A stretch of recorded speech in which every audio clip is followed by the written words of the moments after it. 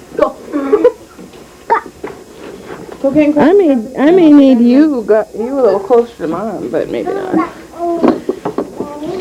Oh no, there we go.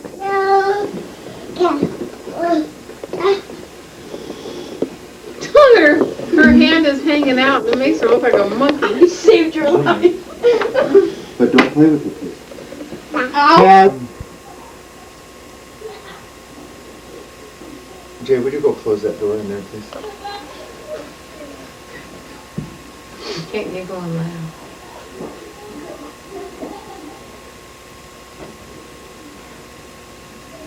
It's a documentary. Actually, it's quite an effort. Here, give Mike that footstool because you're not going to need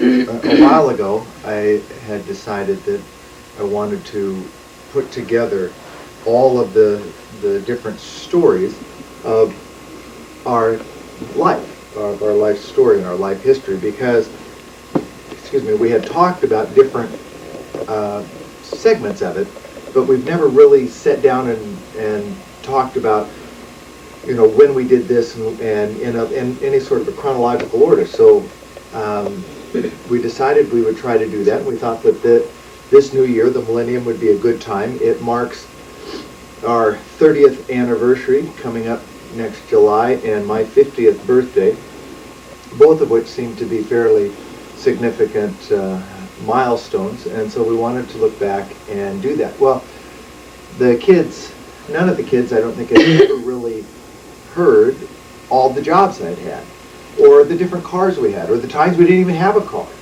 or the different houses that we've lived in. Alex remembers a little bit of the farmhouse, mostly I think from pictures.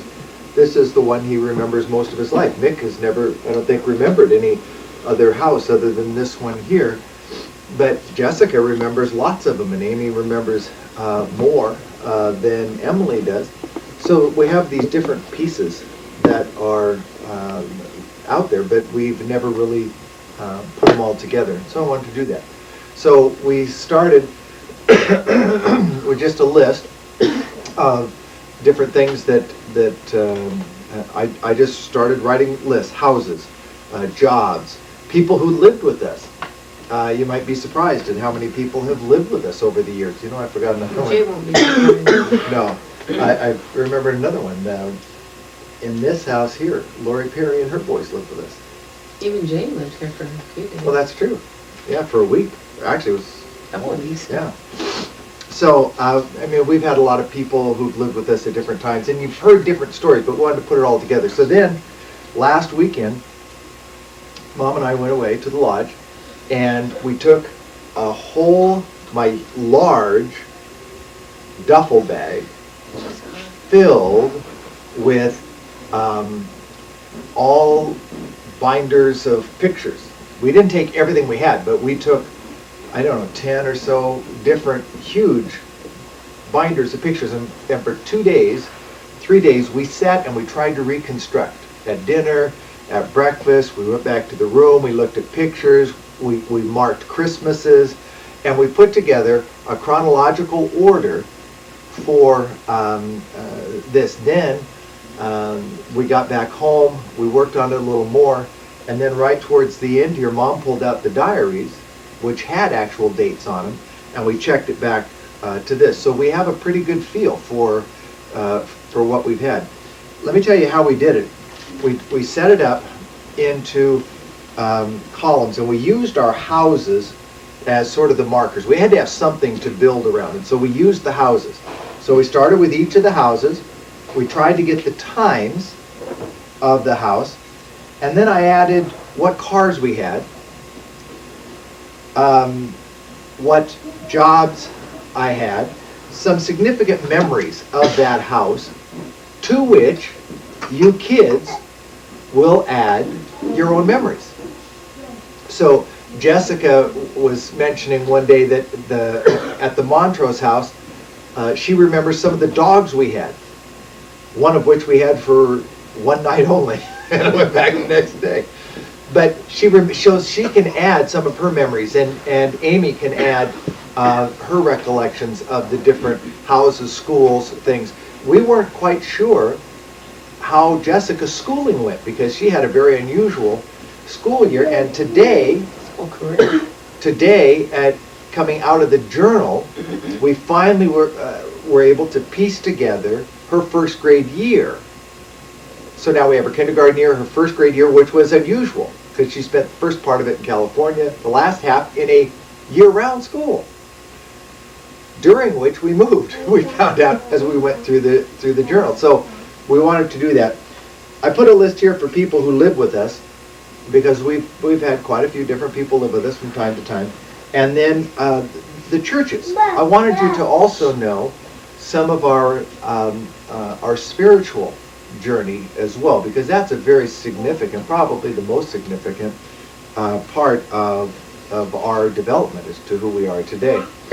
So we wanted to just start. We can stop at any point, and you can contribute questions or whatever. But we're just going to start then with an oral history. This begins back in 1970. Actually, it begins a little bit earlier than that. In 1969, in August, I went to California where Mom was living, and after we had written letters, and that's a whole nother story, communicated, we had spent time together there, and we decided to get married. And I was at school up here at Clark College. She was in school down in California. I came back up here, continued on in Clark College for that quarter, and decided that I didn't want to be up here with Mom down there. And so after Christmas in 1969, Stephen Thorne came up, and we loaded up my salmon pink VW van, and hey Kez, do you want to go lay down on Grandpa's pillow? Shall we go lay on Grandpa's pillow? Close your eyes.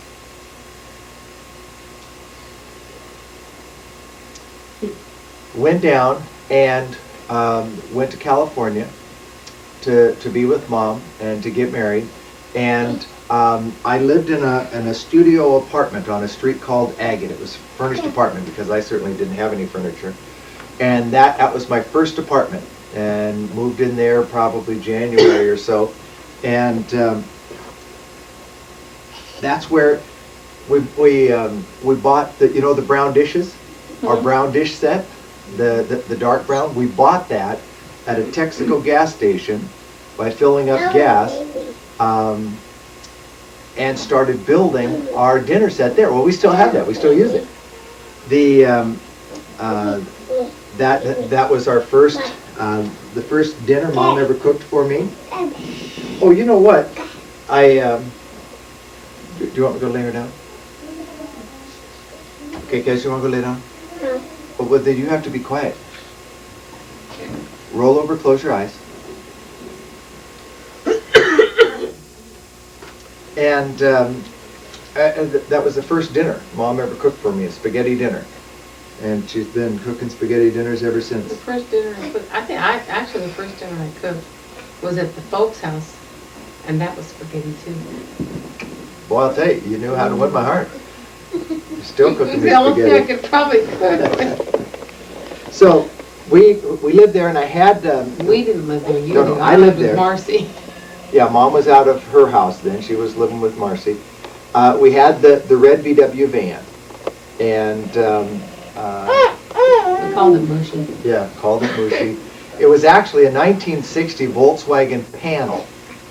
When I got it, the whole back was just empty metal, and I built in seats and a bed which came down from the ceiling. Okay, that's not. And that was down there. But just before, it must have been just before we got married, no, or just after, we sold it and bought a little Fiat, a little sports car.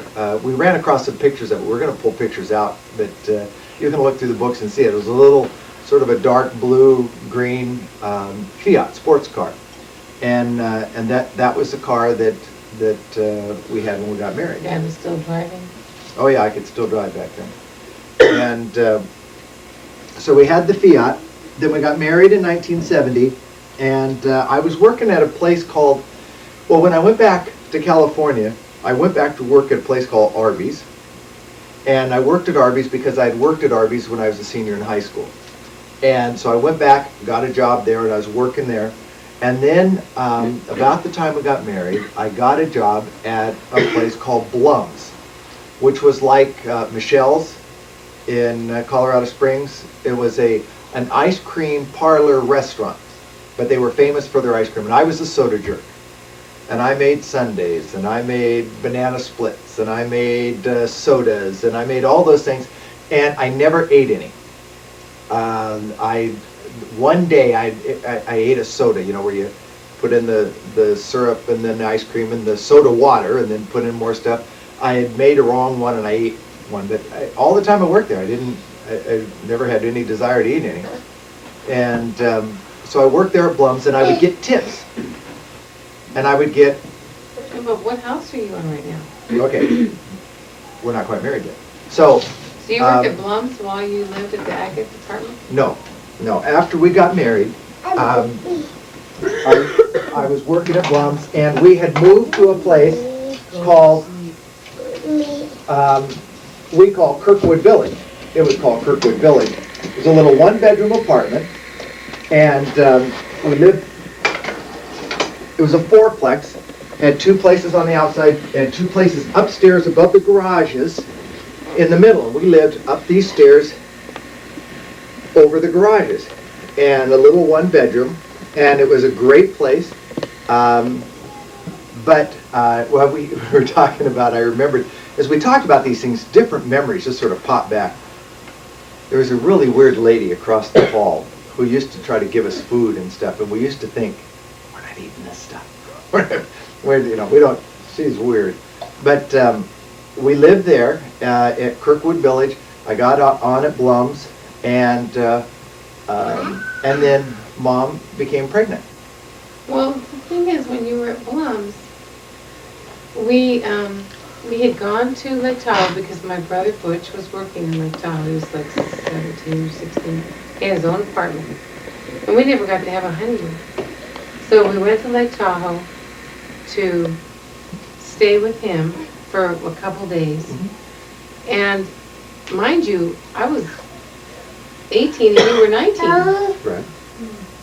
And we just went into the casinos and, played the nickel slots, and we won $750 jackpot. That was enough to pay for our lunch and get us our gas to get back home. From Lake Tahoe back to San Jose. And after we did that, we thought, well, we want to save all Dad's tips, like the quarters and the nickels and the dimes, and then next time we go back to Lake Tahoe, we'll have all our stuff. Well, we had this little snack set from one of our wedding gifts.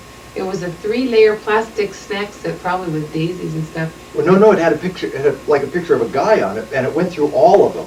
It had the dimes on one side, the nickels on another. And the quarters, and so I would take all my tips from Blum's, and we'd go home and just fill up these different things. And then we'd go up to Tahoe. Now this little sports car that I had got great mileage, and it cost back then a little over $2 to fill it. And so we could fill it, and we could make it up there. If we started off full, we'd get gas once on the way up. We had Uncle Butch in the back one time, and we were driving him up. In fact, he even had us make a wrong turn. We missed a turn. We ended up way back up in the mountains, waiting for a gas station to open because we didn't have enough gas to get back. And we were up there, but so we would go up to Tahoe. In fact, that's probably when we went up. It's back with him. But we would take all of these tips, so I'd get a quarter, or 15 cents. I mean, the people weren't very big tippers back then. And I would take all that money, all that change, and I'd put it into these jars, and then we went up to Tahoe. And when we hit that $750, I mean, it could have been the lottery. I mean, we were ecstatic. Although we were afraid, they were going to kick us out because we weren't quite of age. But they didn't, and so we had a $5 meal and $2.50 to get home on gas. In fact, one time, we left there with a $2 roll of nickels. And that's what got us home. A tank of gas, and we got gas halfway down by Sacramento, and I just had a roll of nickels. And we paid $2 with the nickels and then made it on home. And, but we didn't have much money, but we stayed in this little cabin Uncle Butch was living in at the time, and he stayed with his friend Chad, and that was our honeymoon of sorts. We married in July. I think that was August we went up there. Well, 7.50. They meant 750. No, $7.50. Oh. No, big jackpot for us. Big jackpot. And how long did you work at Blum's? Well, we really wanted a baby right away. We wanted to have a child right away. But what we didn't quite realize was that you couldn't have children at Kirkwood Village. And so we were settled in there, and we wanted to have a baby, but you couldn't have children at Kirkwood Village. Well, Mom becomes pregnant in September, and so now, and about that same time, I changed jobs. Okay, but wait a minute, don't forget. We had our first company for dinner there. Mr. and Mrs. Johnson came up for dinner, and Mrs. Johnson is the lady that we named Jessica after.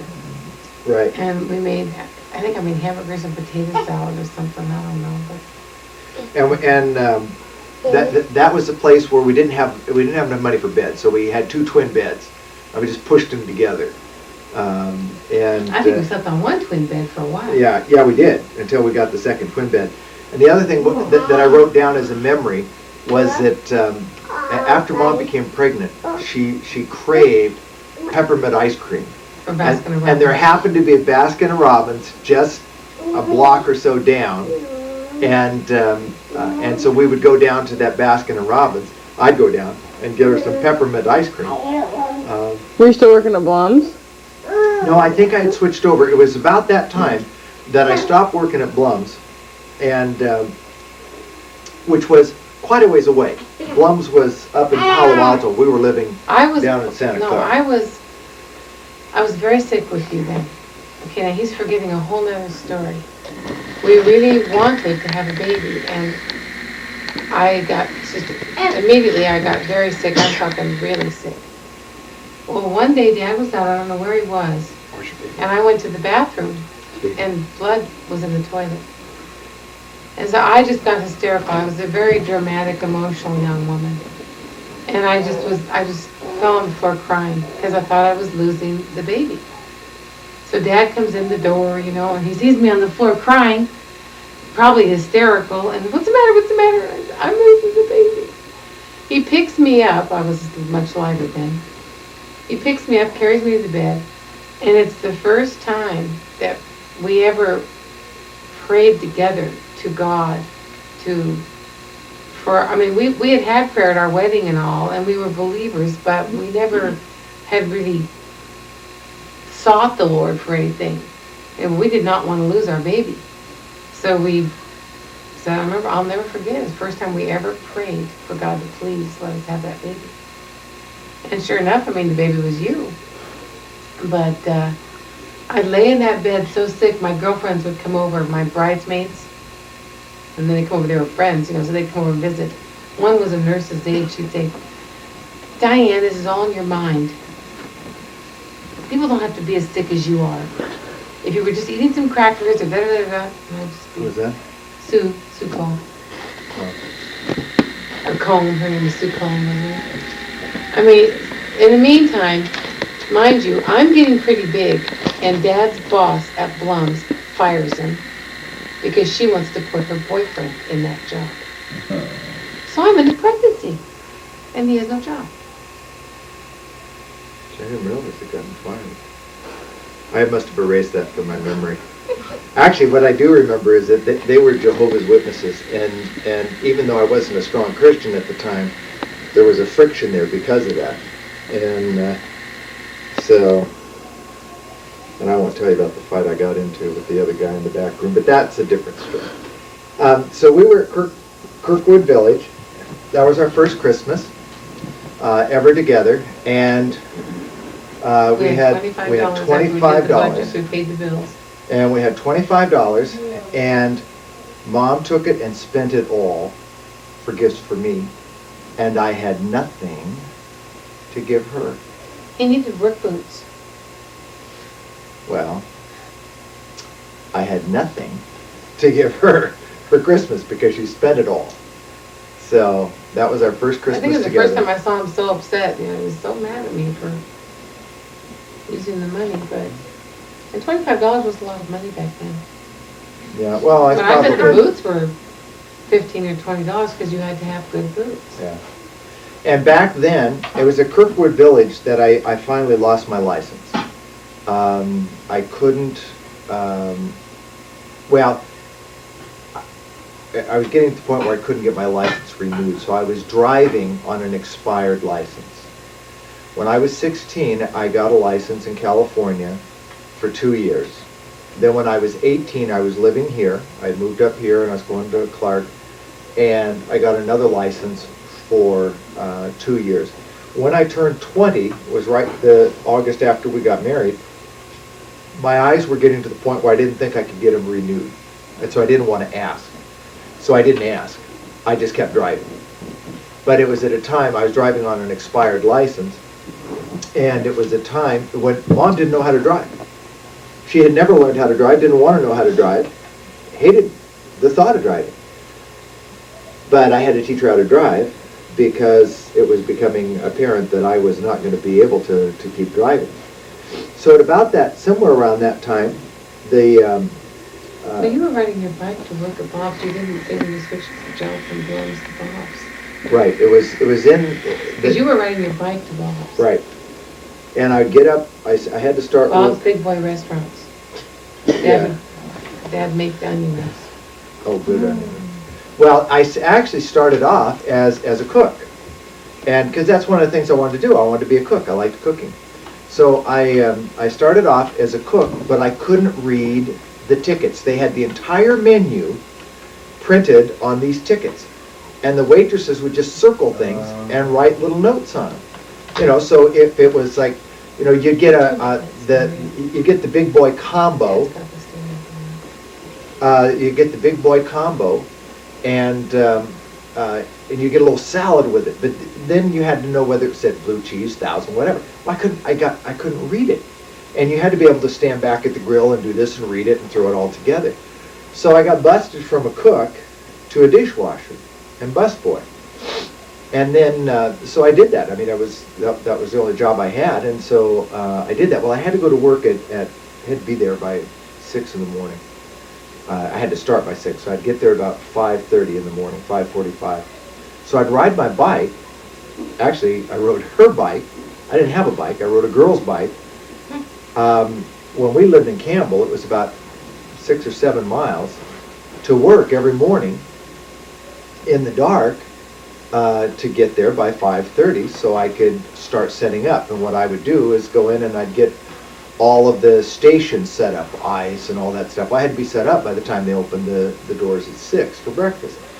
And then I would dish, and then I worked my way into doing food prep in the back room, which is where I got to do the onion rings and slice the cheese and the onions and all that stuff, which I enjoyed. I liked doing food prep, but When he'd come home from work, he would smell like that and immediately send me to the bathroom throwing up. yeah. Because I was so sick with her, so he couldn't, the door would be closed, he couldn't come near me when he come home from work until he had taken a shower and washed all that smell. Well, because I smelled like grease, you know, because I was around the fryers and cleaning grease stuff, because I still was a dishwasher and a busboy. I had to go bus tables. And so I'd, And you had to make dinner for yourself one day. We didn't know this would make me sick. So he was in there making himself some dinner, frying some bacon. Off I was in the bathroom throwing up. yeah, it didn't take much to send her to the bathroom. So, and then it was during this period of time that I was still working at Bob's Big Boy that we knew we were going to have to move because Kirkwood didn't allow children. And so somewhere, I don't know if we had that marked down, Oh, we were going to Peace Lutheran Church, which is the church we got married in, but just very irregularly. We hadn't started spending any time there at all. We moved over to a place called Green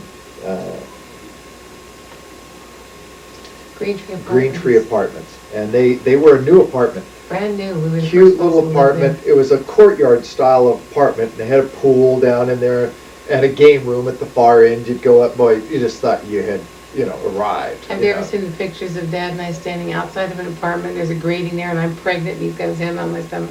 Those were those apartments. And so you came off your apartment and you went down several steps down to this land. They had putting greens, where it was just this green AstroTurf with a cup in it. But it was like, it was for the up and comers. It was fun for us. It was our first. I mean, yeah. it was so nice. Oh, all the Brand amenities, new. I mean. And I was feeling better finally. I was in my probably fifth or sixth month. It was, and it had a little, We were it had a having little fun. patio, a little deck off the back, which went over the, you parked down underneath. It was just, this was We were great. friends with Daryl and Diana, and she was expecting the twins, so she was twice the size of me. Oh, she would sit in a chair like this, and literally, her stomach would come out so that she could sit a plate She'd sit flat. the cake right on her stomach and just sit there. Flat. I mean, you didn't have to touch it. It wasn't going to slip off. And You her- poke your finger into her foot, and it would go up to the first digit, the first joint, because of the water retention. Well, they were about that big around, her feet. So, She gained 90 pounds. but one of the things which I remember about this is it was really an awkward situation. We had invited Daryl and Diana over for dinner, and we Oh, were yeah. going to barbecue. We had a little hibachi. Yeah, had a little hibachi, and we were going to barbecue out on the deck. Well, We were all poor as church mice. and in fact, they were on food stamps, and we didn't make much money. We probably had hot dogs. But Daryl says, they'll cover the meat, and so Daryl and I go to the store. Now Daryl's a, ex-military, Macho. Vietnam, syndrome guy, and we go to the store, and he goes to the meat section, and he picks out the biggest, thickest Chateaubriand steaks. We didn't even know what You Chateaubriand was. You can imagine. I mean, these are massive, just the top of the line steaks. Pays for them with food. And we go up and he pays for them with food stamps. And I go, oh, I don't believe this. But the funny thing was, do you know what a hibachi is? Oh yeah. Okay, they're only this big. Little guys. And throwing I mean, One at a time. these two big Chateaubriand Oh. things on the I mean, hibachi trying to cook them. it looked like the Flintstones. And so, And they wouldn't cook. well, and of course, trying to keep even heat. I mean, I didn't know anything about barbecuing then. And trying to keep even heat with charcoal briquettes and but I was standing in line there with those huge steaks, and he whips out his food stamps, and I'm going, I don't think that's what these were for. So, but But that was the first place Uncle Jim and Aunt Marilyn came and visited us in that apartment. Grandma was with them. Uncle Paul and Aunt Lucille came over too, because I made a birthday cake for Uncle Paul. So all saying happy birthday to him. And I remember laying on the bed. My belly was huge because Jessica carried just totally like a basketball straight out in front. I lay on the bed and I had these huge cracks on my tummy. I just poured baby oil over my tummy and rubbed my tummy so that and then it was the first place we ever made a great big mistake. We bought an encyclopedia set from one of these traveling encyclopedia people. My dad was furious. hey, we still have them. They're out in We the still room. have those The encyclopedias. boy, David still reads them every We bought time. those for Jessica. Because they talk you into, don't you want your child to have, Oh, yeah. College. 20 years later, they're Yeah. outdated. So, It but was yeah, it was the first big expense we'd ever had in our life. Oh, really? I don't go know. a couple $100. But it was a lot of money then, and it was, Oh, yeah. Dad was so mad. Yeah. Well, but I was a traveling salesman, just door to door, and got the young couple with the baby, and Oh yeah, we want the best for the baby, and I want to know things too. So, But oh, it's terrible. didn't we have some, no, I guess we didn't have the spiritual talks there. Yeah, we did. That's Oh, where is that where- that was our first encounter with the J Dubs. Oh, that's what I wondered. We had some. We had been going nominally to the Lutheran Church, and we'd run into some Jehovah's Witnesses, and they were pretty aggressive, and I knew that's not what we believed, but I didn't know why. So we actually got a vicar, like an assistant, to come over and meet with a couple of Jehovah's Witnesses there. Well, Marcy, my best friend's brother, Pete, and his friend Steve were considering joining the Jehovah's Witnesses. So They came over too. They brought over their big guns, and then so we had to get our big gun, and then so they that was our first theological debate probably ever. And Dad and I didn't know beans, we just knew. We hadn't even been reading. I hadn't started reading. That doesn't come till page 3, I think, maybe page. And so and that at Green Tree is the place where Mom fell down the stairs with you. Oh. She fell down and broke her tailbone probably for the. No, I just sprained my ankle or something. But coming down those stairs, she slipped and Oh, yeah, I fell. did all right. Yeah, that was tough. Well, then, We had to move from there because we Well- didn't have a baby there. no, we could have a baby there, but Oh. but we were looking for a different place or something. I was looking to, I think, change jobs. So Were you still at Bob's? yes, I still rode my bike, which was actually closer now. It probably was only 20 minutes away or something on bike now, and I still remember that. I get there in the morning before the manager. I didn't have a key, and I was so tired. I'd clean myself out a spot in the garbage room, that was clean. I'd sit there and just fall asleep until the guy showed up. Oh, okay, I'm ready.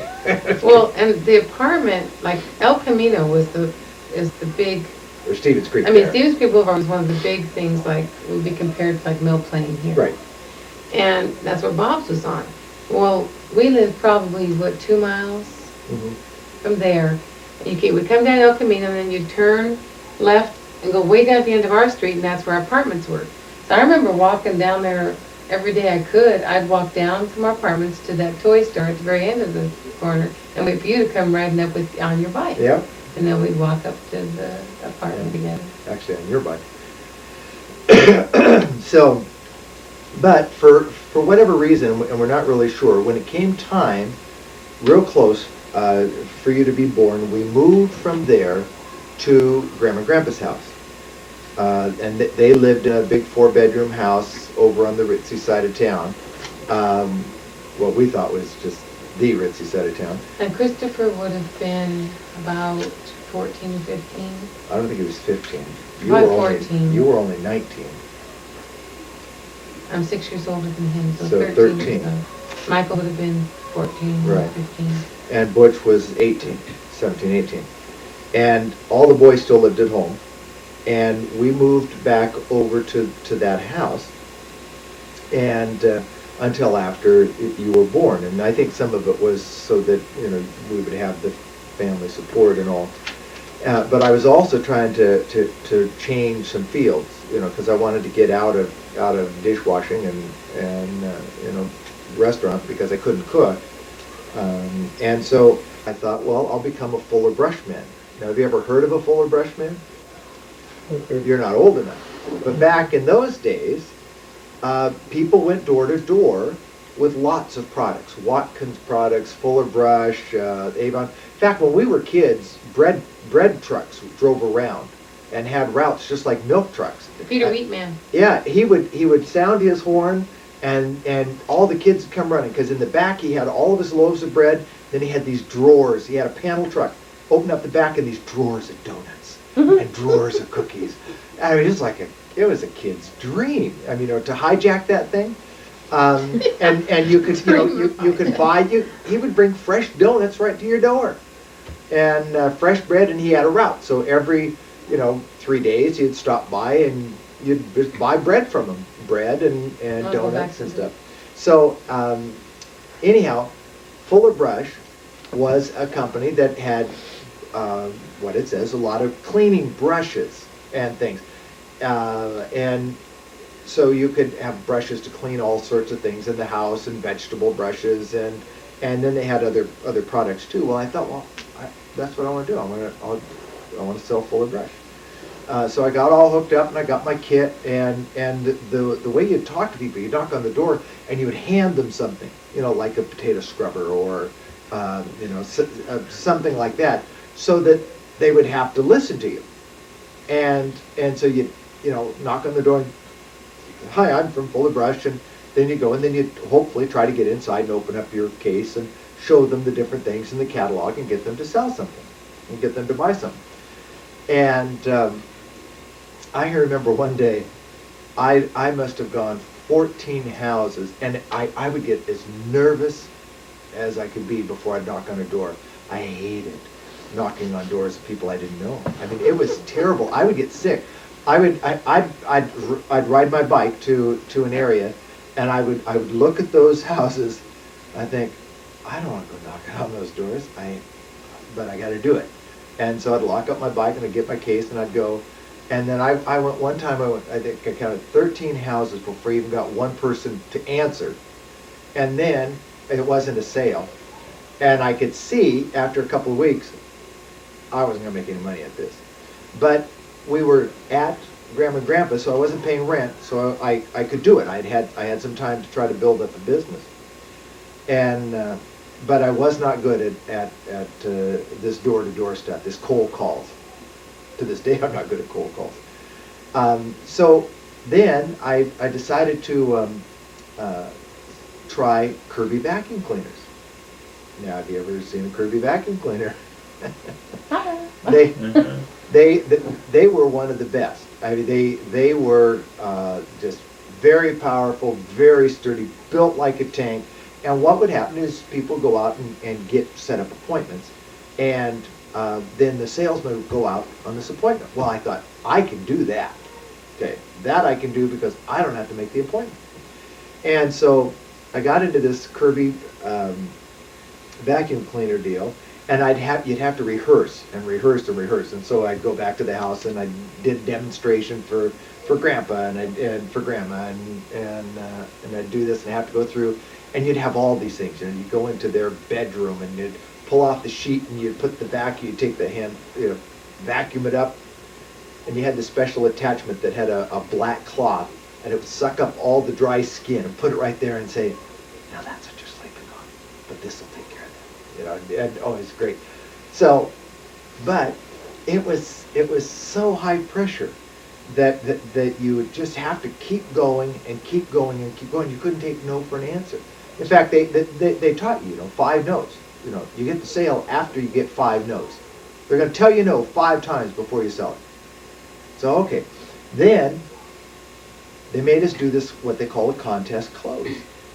And if the person just kept saying no, you'd say, well, here, can I borrow your phone for a second? Okay. So you'd pick up the phone and you'd dial the office. And somebody would pick up the phone, hello, Kirby, and you say, hi, this is Larry. I'm out here at this place. They'd drop the phone and walk away. But you would still be on this end, having to go through this whole spiel. Hey, has Bill called in a sale yet for that gasoline? No, he hasn't. First sale still open. Okay, hang on just a sec. And you'd have to run back and you'd sit down and you'd say, listen, I'll tell you what I'm going to do. We've got a contest going on, and this guy, Bill, wins it all the time. And he just rubs my face. And even though it's just 50 gallons of gas, which I could really use, it's really more important that I just beat him, because I'm just tired. So I'll tell you what, we'll knock off another $20 off of this deal if you'll just sign up now. Well, hang on just a sec. Hey, you still there? Okay, nobody's there. Okay, well, what if we do this? And you go back and forth, you close the whole deal. You're trying to close this whole deal over the phone with nobody on the other end. And it's this contest close. Well, I wasn't good at lying. I wasn't good at doing this. And by the time I got done negotiating my one sale, we'd lost $10. And so, but I had a sale. We didn't make any money, and I decided that wasn't going to work either. Well, you were born there at that house. In the meantime, I'm having to put up with my brothers. Oh, and they were terrible. They would stay up all night. They would, every room had its own TV and radio, and both were going at the same time with no one in the room. Not us. We hated noise. We liked sleeping in quiet. And Mom was as light a sleeper then as she is now, And all and these as radios. annoyed when she got woken up as she is now. And I would get up and just Cry. cry through the house. well, I'd have to go out and try to quiet the boys down.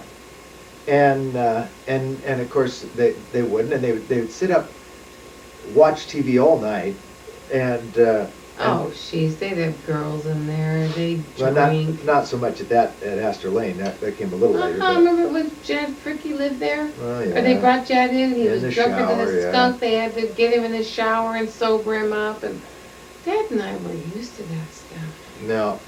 And I needed uh, my rest. and the boys, I can still remember Chris. You know, your dad would get a whole package of Oreos. You know, one of the Michael big do the same thing. one of the big packs of Oreos and a half gallon of milk. Oh, And he would lay down in front of the TV and polish them both off. They'd be gone. They'd just eat till they're gone. Those guys were big too. And so we stayed there. It was incredibly hard on us. But We didn't stay too long. I'd say 2-3 months. oh, at most, yeah. Yeah. And one day, Mom was in the kitchen cooking breakfast, For everybody. and Because I all, always did those things. all of a sudden, well, it was a Sunday, and all of a sudden, she turns around and starts over to the stove, and she goes, "Up." No, I was standing at the stove scrambling eggs. I looked down the bottom on the floor. Double one. Yeah. I'm like, what's this? I don't know. And so, And Mom, I don't know if Mom was in there, but she goes, go lay down. You better go lay down. So I go lay down in the bed. And then I'm like, Mom, I'm pushing down. I'm pushing down. I can't help it. She looks at your dad. She goes, get her to the hospital, Larry. so we've got the little Fiat.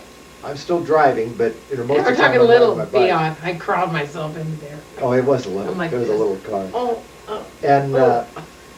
we get in there, and I'm supposed to call the doctor before I leave, and I forget.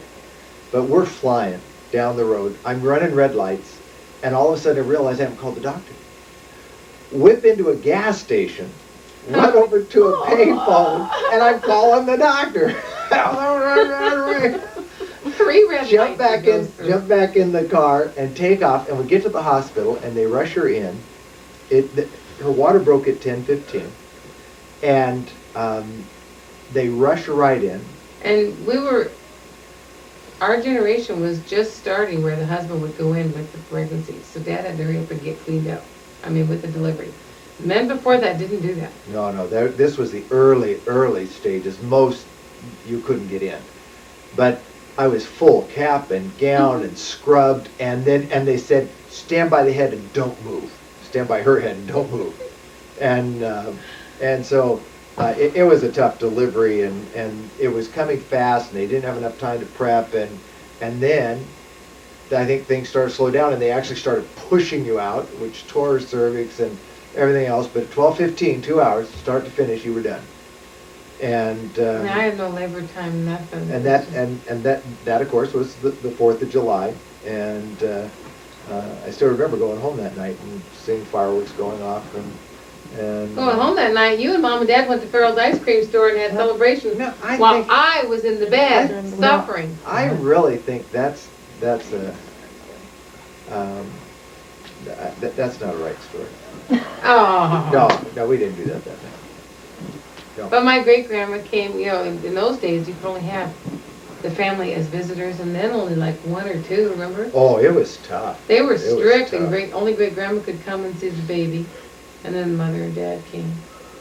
But yeah. But my grandpa Dealey in Michigan, he wanted to have flowers sent to me. Mind you, I didn't have a single flower in the room. My dad told me this. This is my dad. He says, well, Grandpa Dealey wanted to send him flowers, but I told him you wouldn't want him to waste his money like that. So I told him, don't do that. And sure enough, I didn't get a flower.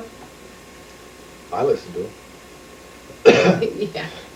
that happened to be the very same hospital that Grandpa Fletch died in. Oh, wow.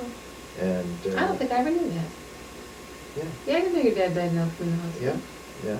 It Huh. was, that was a hospital they took, it wasn't the That's amazing. closest, but it was the hospital they took him to when he had his, when he collapsed and had his cerebral hemorrhage.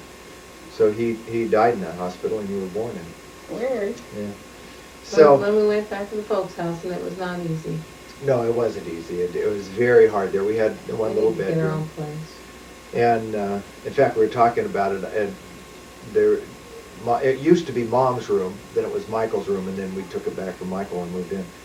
And so it had this yellow daisy wallpaper, and it was bright and cheery, and it must have been first day or second day home, changing your diaper, and I had just sitting right on the end of the bed, and the diaper's down, and all of a sudden,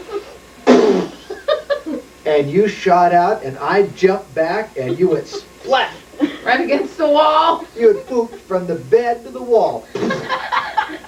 And I, Well, I always whoa. know how to let the crap fly. The funny thing was how Dad jumped out of the way so fast. It's like you knew. Hey, it's instinctive. I was laying in bed watching, and I just started. When it's heading for the fan, you die. Yeah. And I remember in 2 weeks, I remember we stayed there at least till Jay was 2 weeks because the doctor put her on cereal at 2 weeks. And I remember giving her cereal there, Right. Mom and Dad. Well, in short order, we found our own apartment at a place called Marianne Apartments, and in Santa Clara, and we were starting to redirect some things. So Mom was working. She had gotten a job as a fire rater for an insurance company in downtown San Jose. And by this time, she really needed to take over all the driving. I had been able to get a bike of my own, and I was riding more. And she had to learn how to drive, and that little Fiat was a stick shift. Plus, we'd had it for about 6 months or 8 months, and it had been fine. And then all of a sudden, within a matter of a week, the entire thing fell apart. I mean, I'm not kidding. I reached down to flip a toggle on, you had a little bank of toggle switches to turn some lights on. The whole thing snaps off. And I reach up to adjust the mirror, and the mirror pops out. And I mean, it was just falling apart. We were in San Francisco. Oh. We had gone down to Fisherman's Wharf. We were in San Francisco, heading up the hills. If you've ever been in San Francisco, it's just like this. And the clutch goes out. We burn out the clutch. And we can't get up the hill. We don't know how to get home. You can't get from the water back to the valley without going over the hills in San Francisco. And so we're there and we don't know what to do because we have enough clutch that if it's on flat ground, we can get it going and ride it along. But we can't climb the hill. And it would start smoking and smelling, and I'd turn the wheels and we'd coast back down to the bottom of the hill. Well, finally, we got a map or asked somebody. Went down through the Embarcadero. Yep, all the way through the Embarcadero, all the way along the around the Fisherman's Wharf area. outside of the city, and Flat got as back we could get. got back onto the freeway, and then just eased our way on home. So by Which is like this 70 time, miles. this time, Mom can't drive the clutch. She just learned to drive. So we go out and we decide we're going to get a Volkswagen Beetle, Super Beetle, because it has to have the automatic transmission. And they just come out with this now where you can just put it in first, or you just run it like an automatic. So we do. The standard Beetle, brand new, fully equipped, was $1,900. But the Super Beetle we had to pay $2,600. So we bought the Super Beetle for $26. Is your tape off? Our tape off? I don't think so. Somebody just double. I think that was a watch. Oh. Aren't you about done with that tape though? 30 minutes? Halfway. Have we only been talking 15 minutes? Is that one still running? So. Okay. You've been talking for 31 minutes. Ah. Well then how come your tape isn't done? I have a half an hour. I mean, I have an hour. Oh, I thought they were 30. Mine should be hours. No, it's 120. So it's 60 hours. minutes. No, that's Dad's. VHS season on 30 minutes. 30-minute tape. Well, yours should be done about now. Well, my picture shows it's halfway through. Okay, we'll just go with it. Okay, so, I'll hear it when it goes off. we are, So we're on Mary Ann. Mary Ann. I'm starting my job as a fire leader. that's right. She's just learned to drive. She's driving downtown Portland. I mean, downtown San Jose, which is about 3 downtown Portlands. And I had to learn how to drive and start driving in downtown San Jose that fast and start a new job. And have a baby. and have a How did I baby. do that? I don't know how I did Now, it. I was home with the baby. He got to stay home with the baby, and I was mad. I got to stay home with Jessica, and I had decided to go back to school then.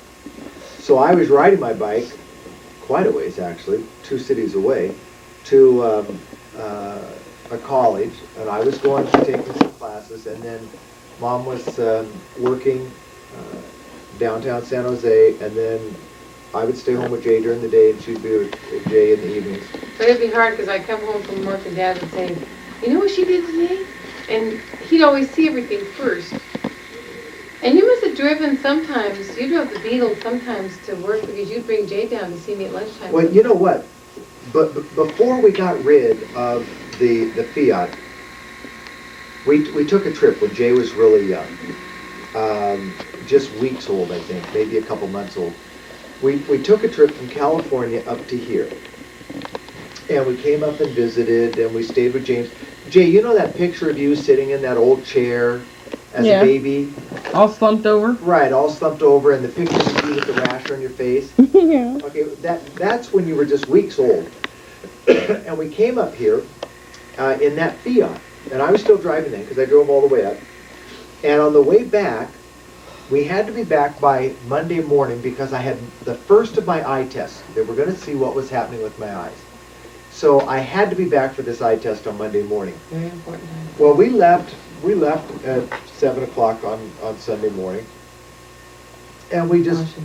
from here, and we wandered down to about Salem, and then we thought, well, let's go over to the coast. So we drove over to the coast, and we meandered down the coast, and went down past Wallport, and then finally decided we'd cut back over. We ended up back at about Sweet Home or Sutherland, down in Southern Oregon. The day was almost gone. I mean, we'd been driving for almost 12 hours, and we were just down in Southern Oregon.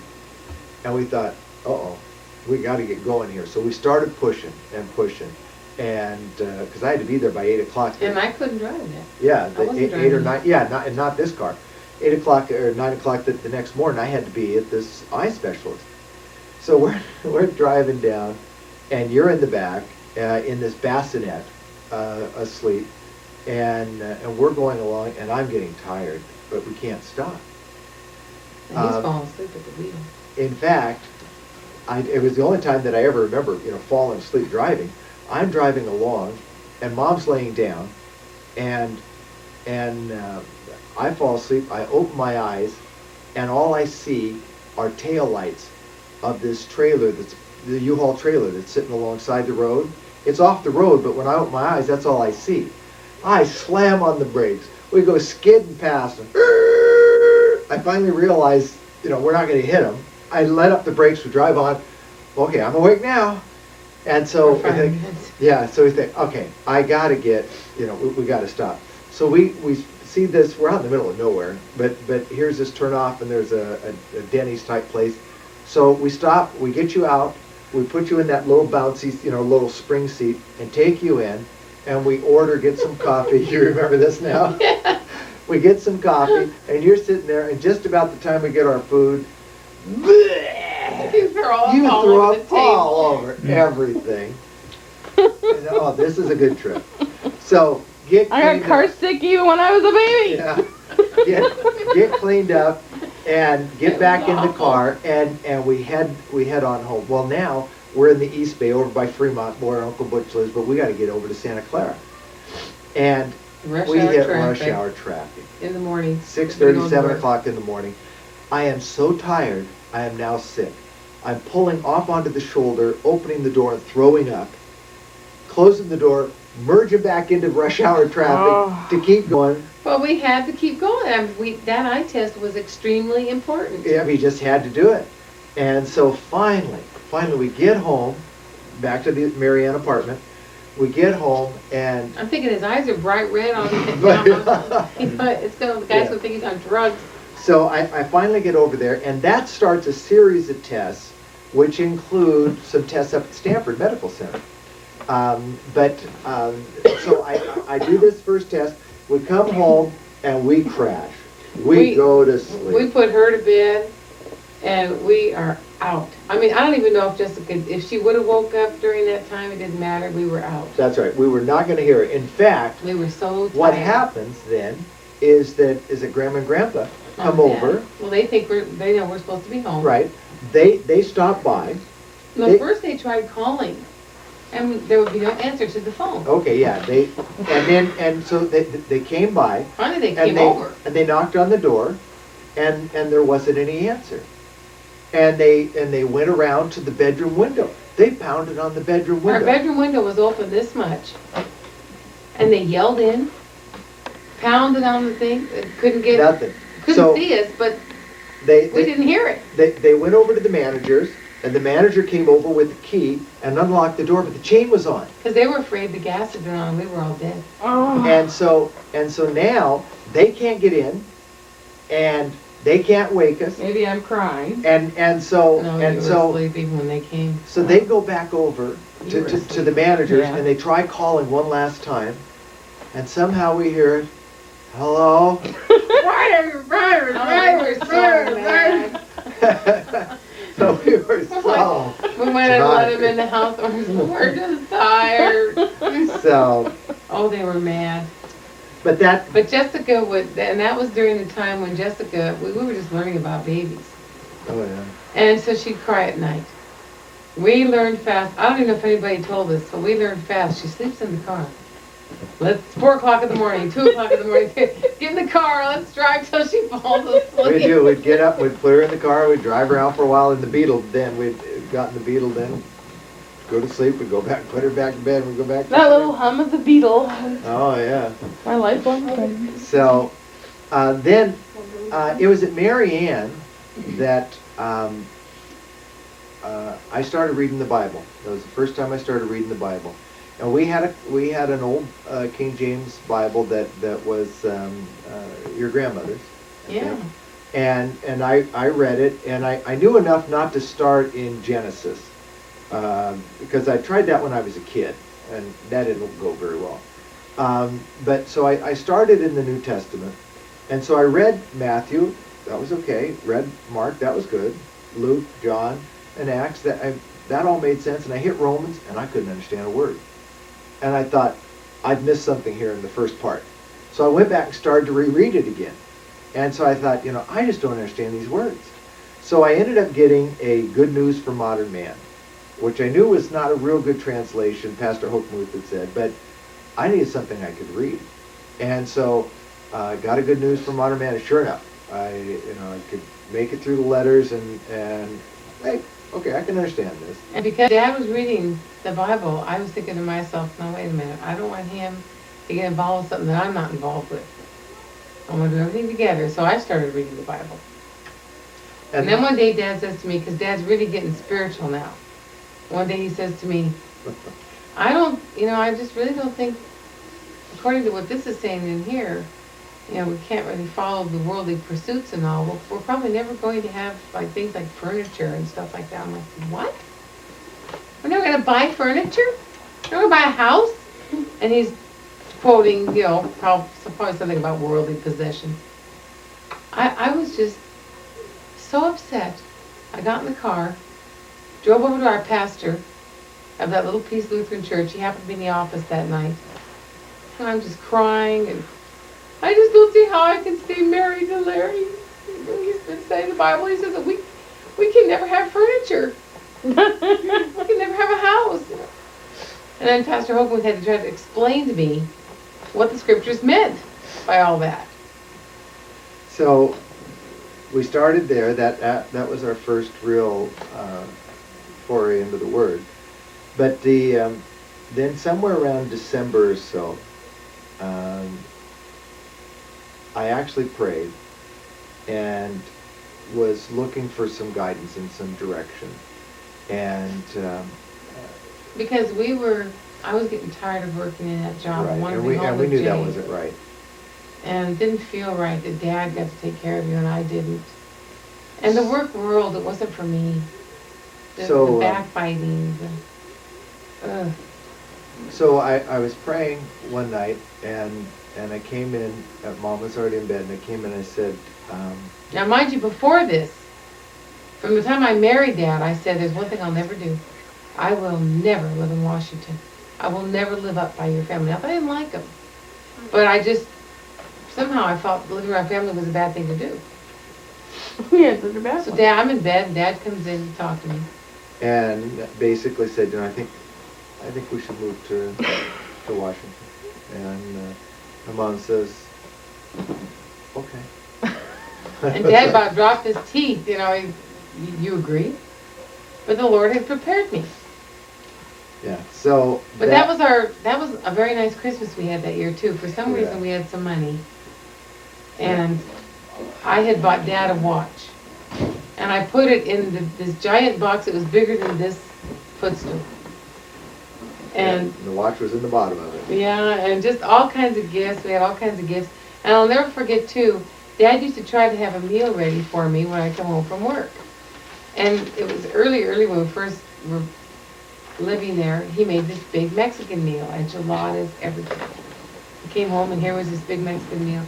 It was so nice. He had used every pot and pan in the house. I don't think When this I is went in true. the kitchen, there was so much work to do to clean up after. I'm like, oh, please, never let it. You're still like that today, That's not true. I can make pizza now, and there's not a spoon even in the That's sink the when first get place I done. ever made stuffed pork chops. It's probably the last time we ever ate pork chops too, because we never eat pork chops. Yeah. Yeah. So anyhow, so then that was the end of 1971, going into 72, and so we were heading up to. Well, actually, that was also the place where Jessica was baptized, because her baptism party was there. Yeah. And the whole entire family came to that. Yeah. Stephen came, David came. Yep. Okay, why don't we take a break and get some coffee or something, and then we'll come back on the first section of Washington and finish that tonight, and then we'll pick up You think tomorrow. we should do any more tonight? Everybody's so tired. That's all right. So, okay. Is it midnight Turn the yet? tapes off and. Now, what time is it? It's like 11. Quarter after. Is it almost midnight? It's 11:15. Is it midnight? No, 45 I was minutes. looking around the Is whole it? No. Mike was going, oh, she's going, Well, I don't care if they go to sleep, Is that No, okay. because Hey, you're on. What about ours? You're on. Forget ours? Yeah, I can only do one at a time. Okay. Are you turning ours on? Did everybody get what they wanted to get in terms of refreshments? No, I just thought we were doing mom's little duty. Yeah, right now we're just putting in this little blurb that you forgot on the Marianne house. okay, well, there are several things we forgot on Mary Ellen. Okay, well, the one thing is this, in the Marianne apartment, was, we had lots of different friends, and of course Daryl and Diana were one of them, and Barb and Dave. Anyway, David and Barb were finally getting married, and David had his bachelor party. Now, I don't know why Daryl would have gone to David's bachelor party, but I'm sure he did. Oh, no, you're not gonna do this story. Oh, yes. No. And those guys were always harassing Dad because they just didn't think he was man enough or something. So they all go to Dave's bachelor party. Of course, you're a house dad. Dad would not be a part of that pornography. They tried to look at pornography and stuff. Dad wouldn't even look at it. So the guys razzed him about it. Then the guys are drinking, and then they want to go like breaking into apartments or something. And Dad just left and walked home. I don't think that was Dave's. Whatever it was, Dad would not have anything to do with what was happening at Uncle Dave's. It was David's bachelor party where they were going to go into an apartment or something, get beer and whatever, and you walked home from that.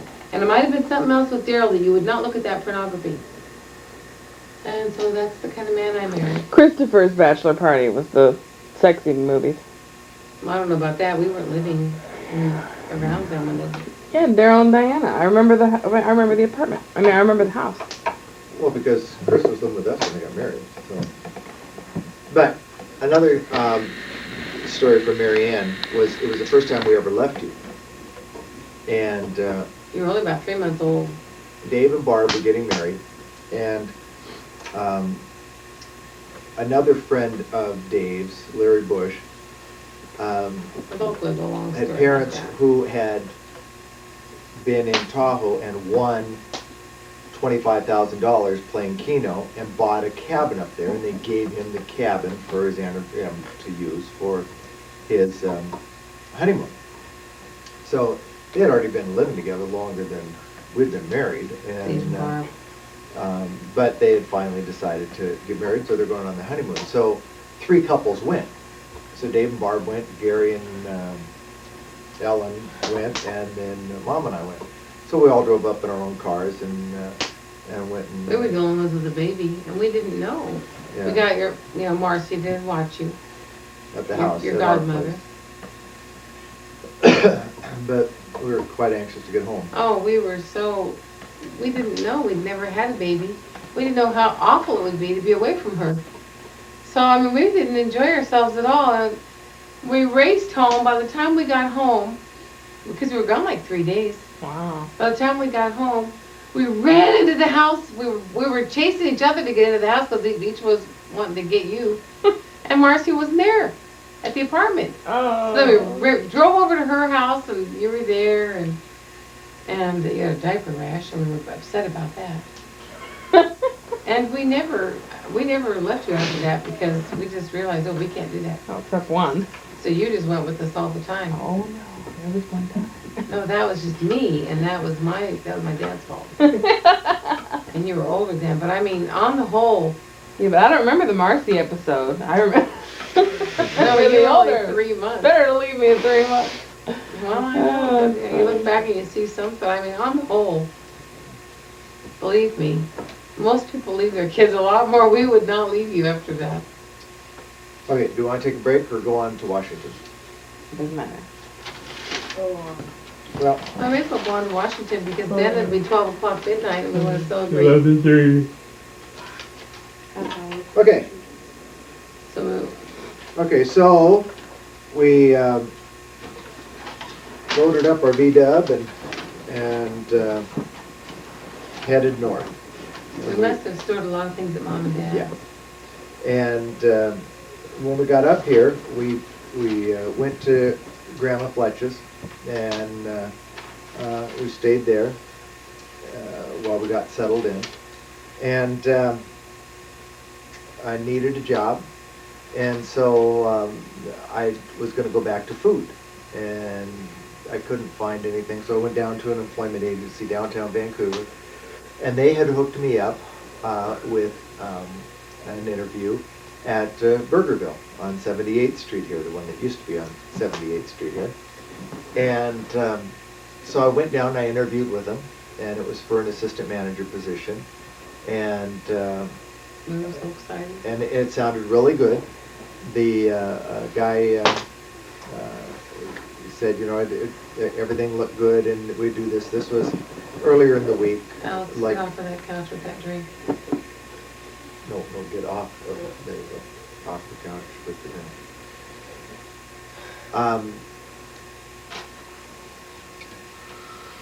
So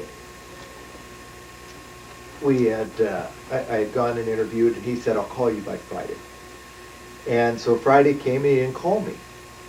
And Saturday and Sunday, and no call. And So- this had been weeks of not having a job, so we had to get a Yeah, job. I needed to get going. And so Monday I went back to the paper, and there was an ad there for a car wash.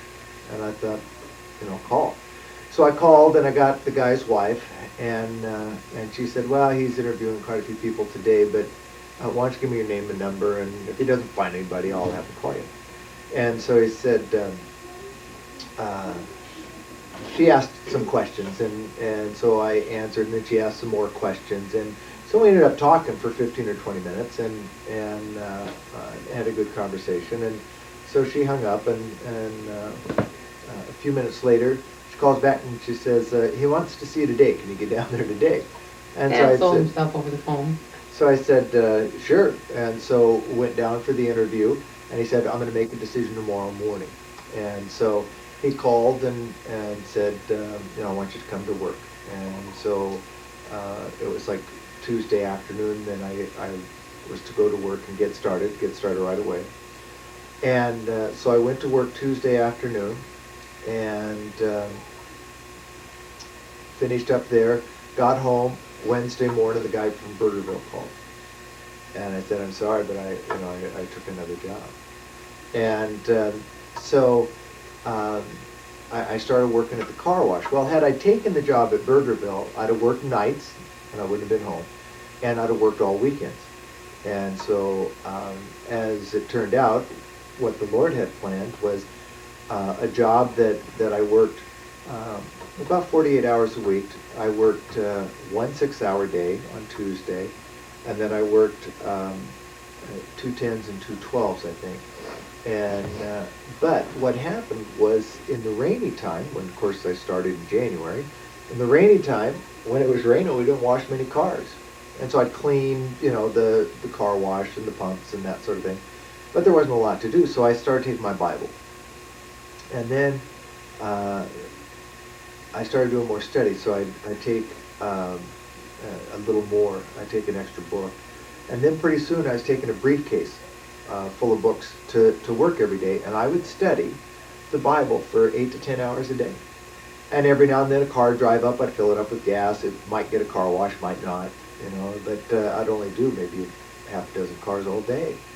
And so I had a lot of time, and I studied and studied and studied there in this little doghouse over on 4th Plain that I later called my seminary. That's where I got all my training, doing that car wash. And then whenever it broke, whenever the weather broke, it was just non-stop cars. Like on a Saturday, the first Sunday, Saturday, it was just non-stop. We'd work all day. But then it would always settle down, and we would be able to What are you doing? I heard you sitting there listening. Oh, Is that the place you showed us the other day?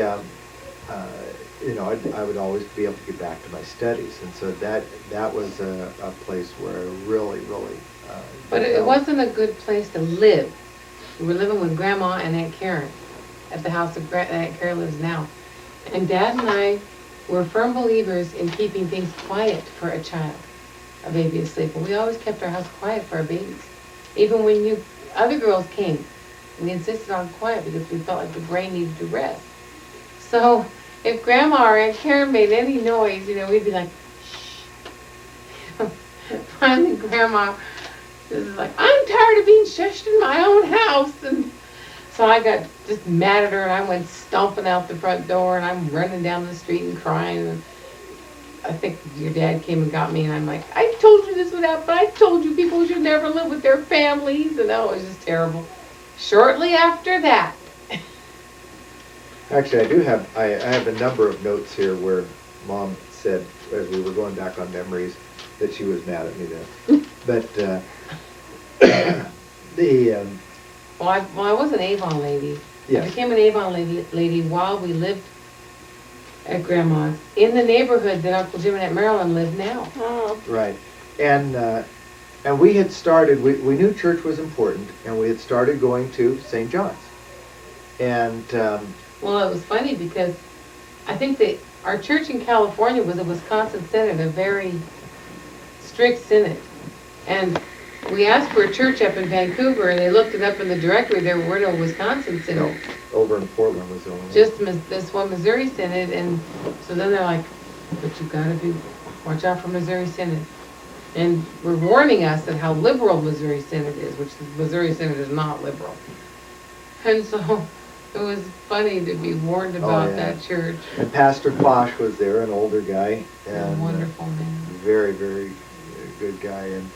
And so, yeah, the first couple of times we were just sitting sort of on the edge of the pew waiting for him to say something really, heretical, and he never did. And so, get off the couch. You're not allowed to drink or eat on that couch. So and so one day I was wanting to get, more involved in ministry, and one day I went into Pastor Bosch and said, I'm wanting to do something. Is there I think we something-" told him that on our way out of church one day. We were just shaking his hand and said, we would like to get more involved somehow. Yeah. And he said, Well, what I remember is one time I was in his office, and he. oh, I remember when we said this other. And he leans back and he goes, well.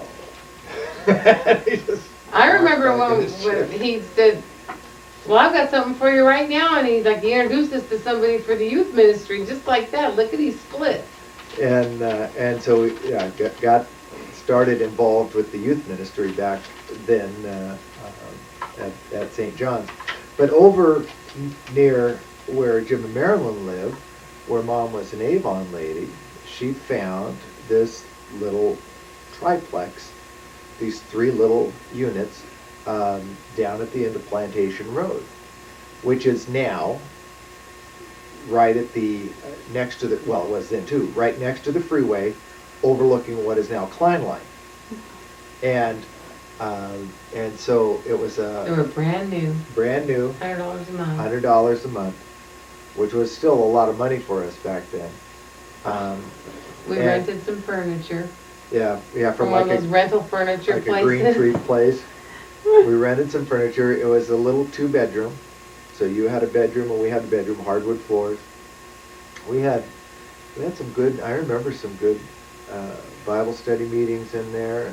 And We lived close to Uncle Jim and all, and so we became Weeblos and Cub Scout leader. Dad was a Weeblo leader, I was a Cub Scout leader, because our nephew, Kenny, wanted to be a Cub Scout, and he was actually, I think, from Cubs to Weeblos. So we'd have our Weeblo and Cub meetings down there. yeah, and we still had the Beetle. I remember one time the battery was dead. We didn't have money for a battery, and battery was dead, and I was late for work, and it was a mess. Still at the car wash? Yeah, the almost the entire time, except for the last few months of our first Washington stay, I was at the car wash, and Mom and Dad came for Thanksgiving, They when we were came, still in that apartment. right, and brought Chris and Mike, and Chris was going to stay with us And live with us. and Michael Mike, threw a fit, oh, just an absolute pitched a fit. And so they took Chris and left Mike. And so Mike lived with us. And so here we were, we just, very young on our own. And with a baby that was, well, she wasn't a year old yet. And here comes a young teen. He must have been 14 or so. Maybe not that old. I must have been. Yeah, probably That old. 14. And And it was probably shortly after that we started renting your mom's house. wasn't too long after that, and we don't remember precisely what exactly happened, but Mom went back to Aunt Helen's and we moved back into the house. So we were in the house, Aunt Karen was living there in the house, Uncle Mike was living in the house with us. And I think Grandma went down to get a job, to live with Aunt Helen and to work with Aunt Helen at the nursing home. And we She think, wanted us to rent the house. we stayed in the house till just before Aunt Karen got married. Then I think Mom came back up for a period of time before Aunt Karen got married. Then when Aunt Karen and Uncle Rick got married, they stayed in the house. See, Aunt Karen's lived in that house. Since she was a kid? Well, since she was a teenager, but from the day it was built. That's the only house she's lived in from the day it was built. We bought it in 1968, brand new. She moved in 68, and she hasn't moved out since. Oh my gosh. So for, 30-some years now, that's been her house. And Did you have anything else written down there for Plantation Road? I did, on Plantation, we had, we started we started getting more involved in ministry, sort of parachurch ministry, and I got hooked up. I was doing a lot of music then, writing and songs, and I got hooked up with a kid who was starting a coffee house. Christian coffee houses were coming into their own, and it was a place down there by the academy. Somebody had donated some space for this at the academy. And it was a place called the House of the Risen Sun. And we would help to organize some of the performances, but we would do it. Also, we would do the performances. A little bit after that, during the same period of time, out in Hawkinson, where the Hawkinson School is, out there, that it was a church, and in the basement of the church, a group had opened up a coffee house called Love Shines In, and we used to go out there, and Mom and I would sing together out there. I'd play and we'd both sing. And you would go along. You'd be there for a lot of those things. Sometimes I'd have to go by myself, or like with Uncle Rick and Uncle Rick's brother Dave sometimes would play.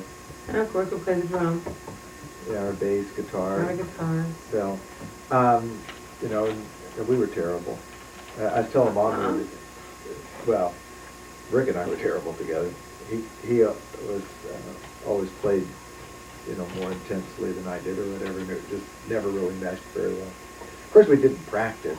We just tried to throw it together. So, but yeah, we started in the coffee houses then, and in fact, it was back during that time at Plantation, I think, that Mom actually led the choir. She was the choir director at St. John's. Oh, wow. And so, I remember you doing that. oh, you did a good job. You did a good job. So, then we moved back to Grandma Fletcher's. We were very involved with the youth thing, Yeah. and Jessica would go with us on every weekend. In fact, where are we at time-wise here? Retreats. Okay, it was while we were on Plantation Road. In fact, I remember this. I had a key to the church for some reason, and I would walk from Plantation, up to the church, and I could go in, and I would just have some of the lights on at the front of the old church, I'm done.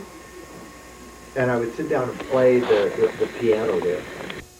I started searching it out, and so, and it was also during the time that we're on Plantation that I had written that musical, and the youth performed it on Christmas, or for the Christmas play At St. John's. at St. John's.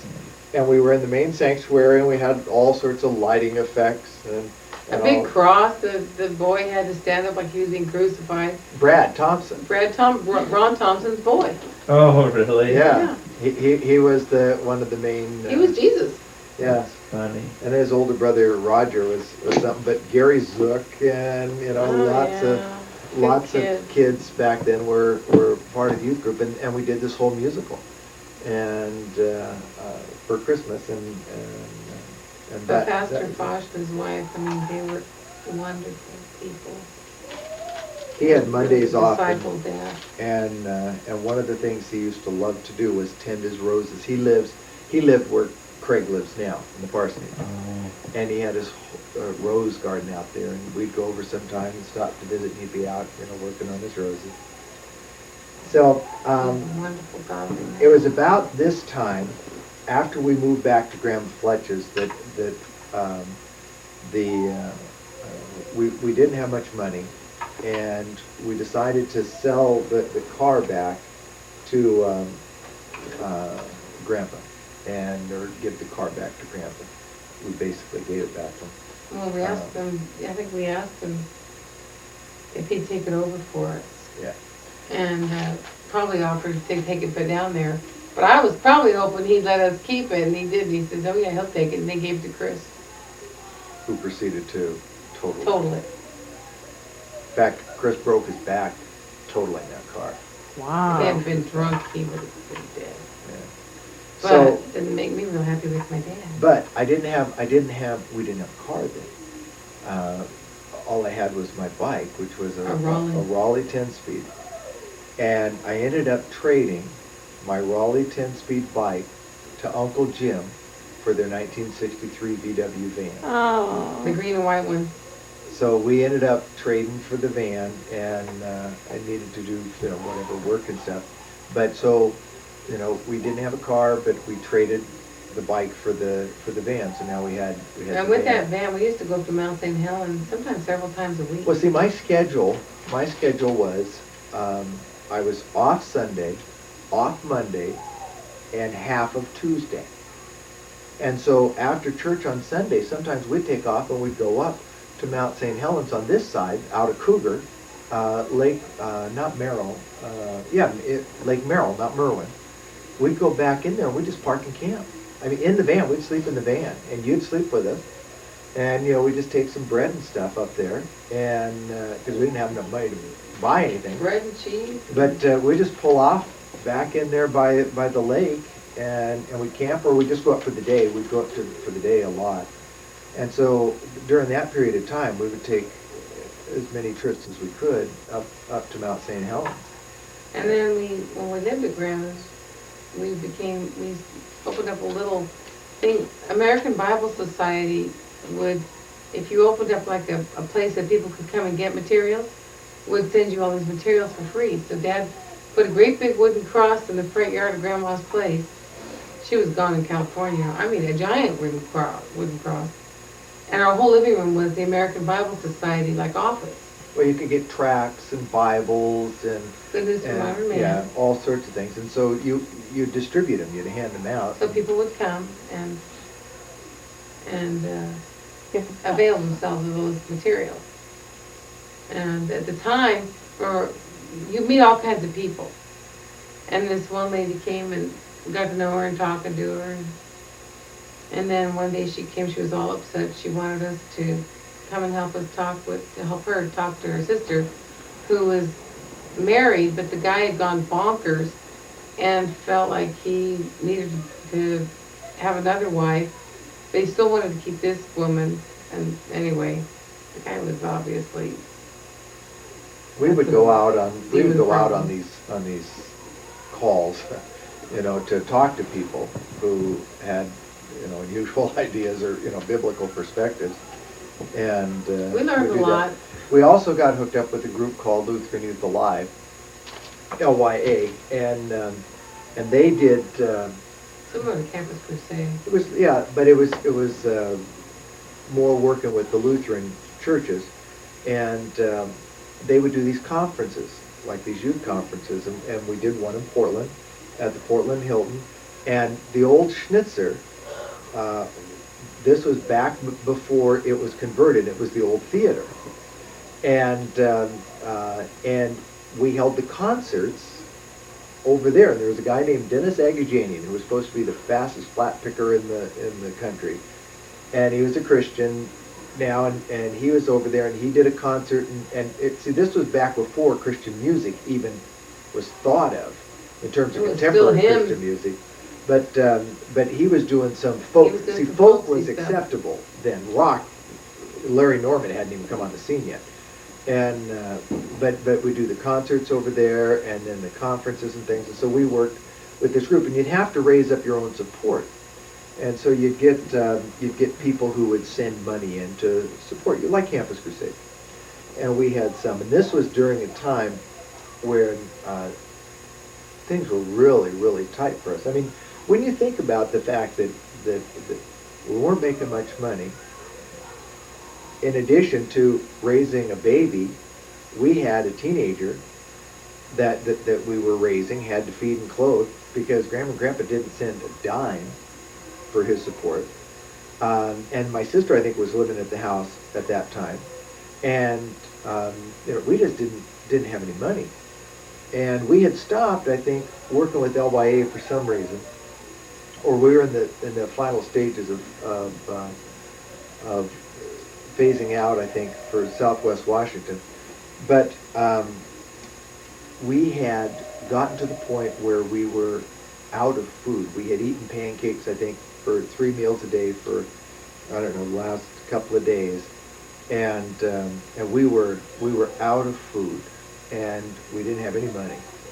And Mom walked out to the mailbox, and here was the remainder of what was in our account at LYA and a check in the mail.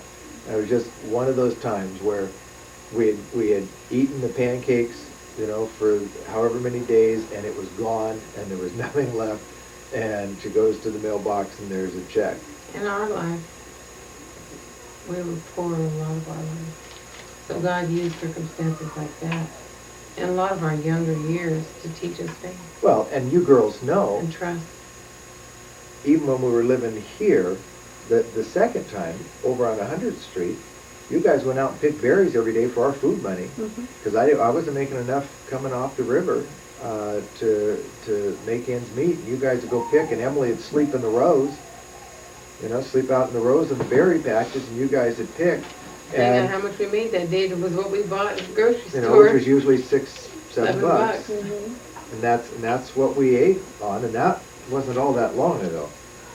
So, It's 5 to midnight. Yeah, we better stop. yeah, let's just finish up with this. Oh, okay. The coffee houses, we were involved in a Bible study back then. Yeah, we only have 5 minutes. Yeah, we were involved in a Bible study back then at Lois Bessie's house, who was still at St. John. And that's where we knew LeCounts. Ken LeCount and his wife, that's when we knew them.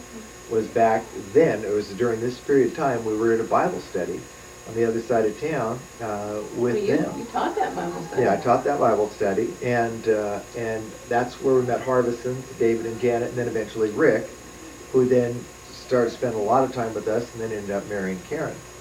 That was there. The one other thing which happened during this time is we had met, we knew a lot of Christians from a lot of different areas, and we met this one couple, the Randalls, and he was a Watkins salesman door to door, and he was fairly successful. And he said, you know, if I can do this for Watkins, why can't I do this for God? And so he wanted to move up to Anacortes, Washington, and start a church, and he wanted us to go along. And we would run the youth ministry. Well, we actually drove up there one day to look at it. And so we took the van, the VW van. You were in the car. We slept up there by the water. So we slept in a park or something because we couldn't afford to a Well, we were in campsite. the van, but in a park. Huh? Yeah, we were in the van, but in a park. Right. And we had to put some stuff outside, and in the morning your car seat was gone. Somebody stole your car seat. So, And but we almost moved to Anacortes we almost joined that ministry. to do I that. don't know what the Lord used to stop us. I don't remember, but So the Lord was always. anyhow, okay, let's get a countdown ready. Are we gonna watch it on TV? Oh, you gotta see Dick Clark. Honey, that's already over. I'm surprised I wasn't wrong. I know you would've. Okay, all set? Okay. Okay, we finished off. We were living on the Grandma Fletcher's house over on 99th Street. We were involved in LYA, the American Bible Society, all those things. Shortly after that, and probably because I think and Karen and Rick were getting married and Grandma maybe was coming back up to live for a while, we moved over to a townhouse over off of Burton Road. And Rick was going to live with us. Rick Harbison was going to live with us. Mike was still with us.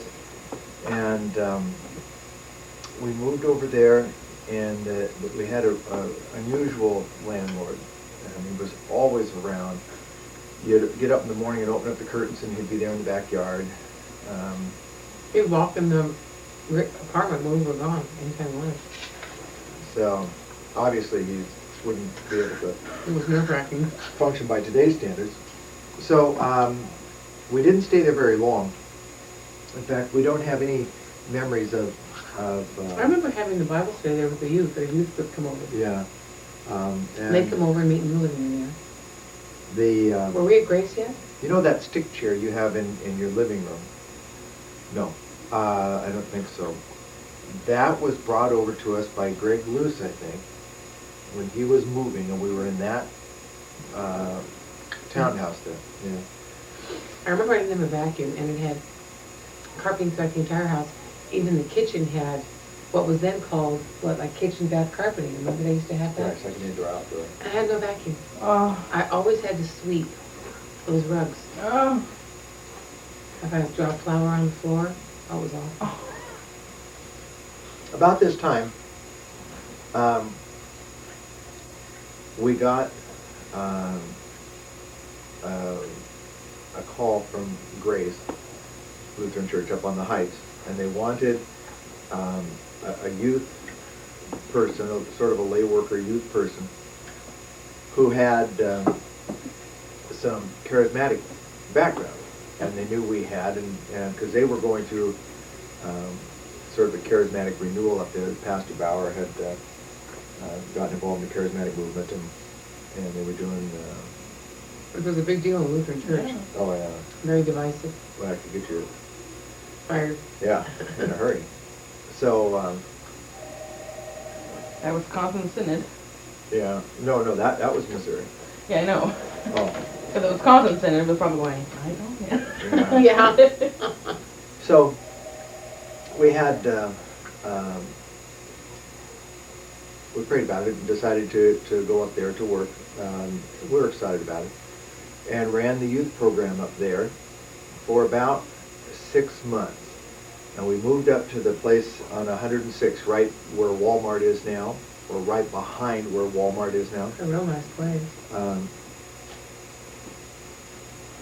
And so we moved up there, and And that's the place we lived in. Did it have 3 bedrooms? yeah, I think Yeah, it 3 did. bedrooms. Michael was still with us. And that's the place we lived across the street from Linda Mercereau and her family. And that's where I went over one day and the Lord said, I want you to invite her to a Bible study. She looked like one of those tough biker ladies. Oh, I imagine. The bleached blonde hair and the makeup on her face. And I was like, oh Lord, you don't want me to do that, do you? It took me 3 days to get the courage. I walked over there with the Goodness for Modern Man behind my back. And I knocked on the door. And I kept it behind my back, and she invited me in the house. She had this electric blue fur couch and chair. And I'm like, where am I, you know? But in the course of the conversation, I said, well, would you like to have a Bible study with me? And she's like, I can't believe you said that. My sister and I were just talking the other day that we needed to get into a Bible study. I go, well, and that was Kathy's sister, Linda. Right. I, of course, grew to be very great friends with Kathy. And their whole family came to know the Lord, and yeah, it was really neat. Well, And that wasn't that the place where we had that Thanksgiving where all your brothers came? yeah, we hosted Thanksgiving there. Dawn was up. That's where we got Grandma to do the broom trick, and the brothers and I jumped rope sitting down. Oh, wow. Have you ever skipped rope sitting down? I've seen it, but I haven't done it. Oh, it's It was hilarious. We were all sick with laughing. oh yeah. All these freaky families. I had never really seen Dad's brothers let loose like that before. And, I mean, it was so much fun. And all of us had such a blast. Yeah. And, I mean, it was literally, you were sick with laughing at these Yeah. guys jumping rope on their butts. And Uncle Don, doing that. And, oh, gosh, it was fun. Yeah. It Well, was the it's a best workout. Thanksgiving. So, We had such great experiences there, too. I mean, one time we opened the door, and there again, we were very poor. Barely could make ends meet. Whenever I opened the door, and here was $120 in a little envelope in the doorstep. Things like that happen to us all the time, huh? yeah, Why can't they keep happening? we are the happening now. We had We a have good our- youth group. Yeah, I had the youth group there. In fact, the gal that is the nurse up at the hospital that we know, we ran into her when you were in the hospital with the horse thing, was Debbie Gaylord, and she married this guy named Marty, and they were in the youth group there. Oh. And In fact, boyfriend, girlfriend back then even. And Yeah, so, when I retreats and that kind of thing. uh-huh. And I think that's where you cut your hair. Oh yeah, one day the Lord said I had hair down my waist. And I said, I want you to get your hair cut through the wood. I saw that. And there again, I labored in prayer on my knees. You know, are you sure? And by the time I was ready, I knew I had to. Went down to that barber shop, or Yeah. beauty shop with her. Right down at the end. She says, I'll cut your hair if you promise not to scream. There's a girl the week before had hair as long as mine and had screamed when the lady took the first cut. I said, I won't scream, I'm ready, but I don't want to ever see my hair on the floor. And so she cut my hair and didn't clean it up right away to a shag. A shag is like a little longer than this. And Dad's family was just so, what did you do with your hair? I never really did grow back like that ever again. Yeah. And, Oh, we were so poor. I remember our cupboards would just have practically nothing in them. but we did health food then. Well, we You'd make granolas and make the bread make and breads, stuff. and we'd go out to the Adventist, we'd go out to Adventist community and buy different things, honey and stuff. Yeah, we could have vegetables. Pastor Bob would let us have vegetables from his garden. I'd eat rutabagas. Dad wouldn't eat rutabaga, but I would. So, that was up there. We were happy though. Mom had a job at the cannery then, must have been obviously seasonal. And, When we lived there, oh, because I I wanted a would new put, sewing machine. I'd put Jessica on the bike, because our old van, that old van would build up some problem in the wiring. And because the battery was in the back, the wires ran all the way to the front, to the switch, then they had to run all the way back to the starter. You know, so it was like a 30-foot run. Well, they would build up a resistance or something, or the key would, and it would get to where it wouldn't start. You couldn't get it started. So you'd have to push start it all the time. So we gotten to the point where you always parked on a hill because you had to push start it. And our driveway was a hill, so push start it, and Mom would drive to Now, work. mind you, we lived out by Walmart, and I worked at the cannery in Vancouver. Wow. Oh yeah, downtown Vancouver. I Our mean, graveyard, so that it so I wouldn't have to get a babysitter for you. but what would happen is I could get there. she could get there, but once you turned the car off, she couldn't start it. So in the morning, I'd get up and get you ready. We would get on the bike. I would We ride, were about 3, maybe. you and I, all the way maybe down 2. to the cannery on the bicycle. Oh my At God. 7 o'clock in the morning, From Walmart to downtown Vancouver? well, past downtown, Past it was downtown, into the into the cannery. industrial area. We had to go all the way over to the cannery area, which is out past Social Security and that stuff now. Oh my gosh. I can't believe we did it. I can't either. And I'd ride the bike all the way down there. She'd come out. I'd push the van by myself with her and you in it, get it started, throw the bike in, and we'd drive home. Oh my gosh. And we did that every day Well, until we could get it we didn't fixed. have enough money. We had no money, and I wanted a new sewing machine. So when the cannery guy, when I was being hired, they get tons of people to hire. He says, well, why do you want to work here? I said, I want to make enough money to earn a sewing machine. And it wasn't long after I, picked out the sewing machine I wanted and we paid for it. I quit after that because it was just so hard to keep that Dad and you coming down there like that. Yeah, but I mean, if we couldn't get the car started, I mean, we had to be down there and wait for him. And so we'd wait there for the shift to go off. And I was working in the beans, Yeah, green beans, which I worked at a different cannery in Beans. but that was before we were married. Yeah, long before we were married. And smelling beans all night long, I was like, oh. Yeah. And the beans would go by and pretty soon you'd be going, and falling asleep. Now, Michael left there sometime that summer and moved back to California.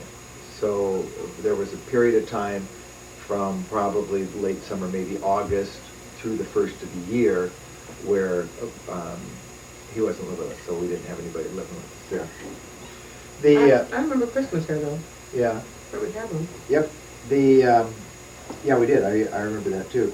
The thing at the church was a weird deal because they had a guy that they had sent back to school at what was called the Lay Workers Institute. It wasn't a full seminary, it was like a 2-year program or something where you became a professional lay worker, so the churches could hire you, but you weren't a pastor. You didn't go through all of the full seminary and stuff. Well, they had sent a guy back there and had been paying for him, and he was just about done. Well, some people decided that it didn't make sense to have invested that in him and not have him on staff, but they couldn't keep 2 people. And so at that point, they decided they'd hire him on and let me go. And we were ready to go. Except remember, you had a program there you did for World Hunger. Well, yeah, I did a concert there one night, a concert for World Hunger, and I remember Uncle Jim and Aunt Marilyn came. and Jim came up to Dad afterwards and says, "This Chuck's dad. Chris would be very proud of you Aww. guys." Remember that? uh, Oh yeah, he said your dad would be very proud of you. and so I did a concert, and right after the concert, I left for California myself. And I don't remember if I was on a bus that time or on Were the we checking plane. into that one job? We're checking into the job at HP, I think. My dad was trying to get your dad on at HP. And Which so would have been a good job for us. I went down, and I think it looked like it was going to be good. And I didn't have anything when I went back, but we decided to move down there. So we were going to move down. Back to California, which was a big step for us. Right, after the first of the year. Our friends, we had quite a network of friends by now, Bible study groups. Oh. All yeah. the friends of all the Merce Rose and all them, we had a big Bible study. And they were just like, Merce Rose and Mabel and all them, like, how could you leave us? How can you abandon us? They really were upset. Like we were abandoning them. I tried to explain, we're not abandoning you. God will be the one that takes care of you. But we have to do this. And So- it was hard on everybody. So we had the concert, went to California, finally decided to make the move. So we have the VW bus, and it's now January after Christmas. And when we were living at 106th Street, Grandma and Grandpa came up and brought all of Grandma's furniture, great Grandma's furniture that we were going to get. That bureau, the big table, and all the chairs, And a bed. and a bed. It didn't last. Well, it lasted for quite a few years. And so we had all of those things. Well, now we're getting ready to move, and I literally packed all of those things. That bureau, the table, all the chairs, everything we own, all the souvenirs, everything we have. Well, I there were packed some things we stored at your mother's house. very few. I packed into the van. All of that stuff is crammed from the floor to the ceiling, from the back all the way to the front, except I had left a little cubby hole up above the seats where you slept, where you rode. Dangerous little get out now, but back then, that's what you did. And we headed out in this VW van, probably barely off the ground. And we head north, and it's a storm, and it's a headwind. And we're driving, and we're just chugging along. I think that van didn't do good enough. It doesn't do good anyway. They are so underpowered anyway, and you go up hills at 20 miles an hour, and we were facing this headwind. We get up into the mountains past Ashland, and it's snowing. We're driving. We've been driving probably most of the day, probably 8 hours, 10 hours, fighting this now. And we're in the snow, in this van, fully loaded with you, and Mom's driving. We make it all the way to Weed, and we decide we just can't go any farther. We don't really have the money, but we can't go any farther. So we find a hotel off there, and we pull off, and it's just pouring down snow. We get back into the back there and get checked in, and we spend the night there. In fact, we walked down to this restaurant that was just down below there, and got a bite to eat. And then the next morning we woke up, the sun was shining, the roads were clear, the wind was gone, and we chugged our way all the way down to California. Well, one thing that you forgot that you did do also in that house we were just at, that apartment, was you went with one of our friends down to Calvary Chapel. That's true. And Calvary Chapels were just just starting back then in the 70s. Dad wanted to see what was going on down there. He wanted to see what the movement was all about. Well, there were a couple of things that we were interested in. One, I had started studying the Rapture because it had become somewhat popular, and Chuck Smith in Calvary Chapel down in Costa Mesa, was sort of the guru of the Rapture. And but they also had a lot of house ministries where they'd have Mansion Messiah was a house where just a bunch of guys lived, and people who were getting saved would move into this house. It'd be a discipleship thing, and they had a women's house. And Calvary Chapel down there was phenomenal for the time. It was probably at that time probably over 1,000 people, which is small by today's standards, and by their standards today too.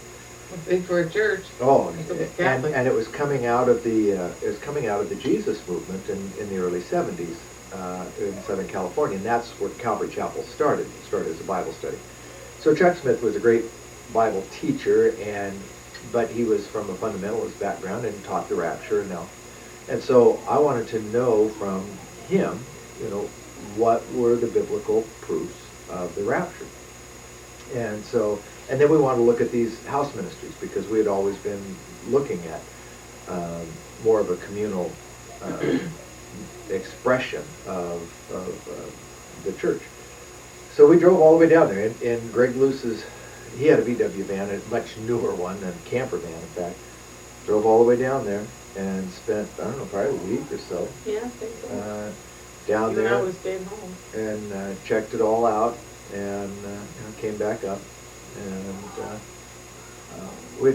that was probably before we decided to move down to California. We never did anything in a traditional way.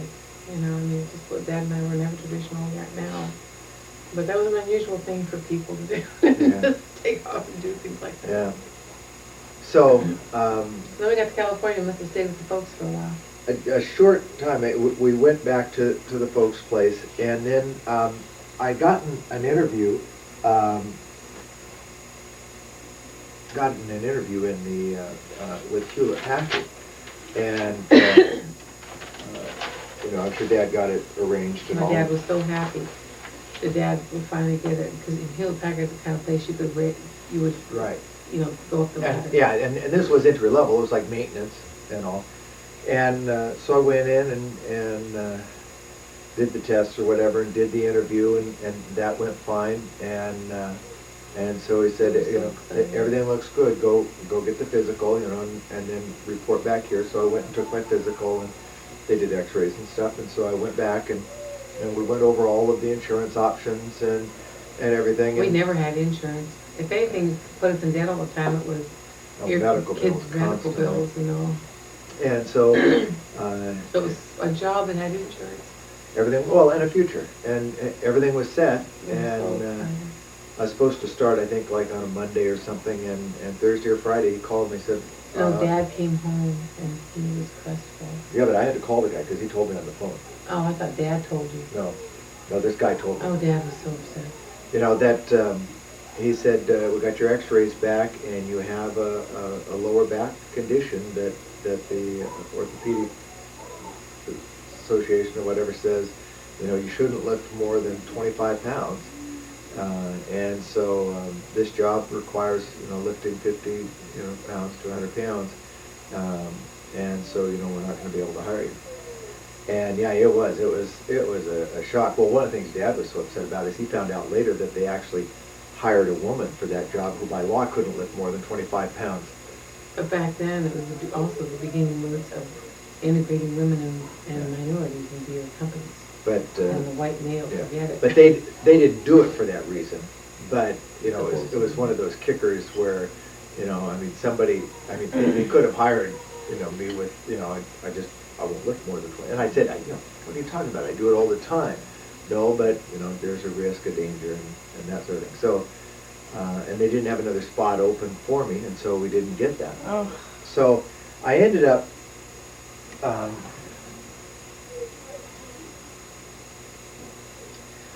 This is a funny thing.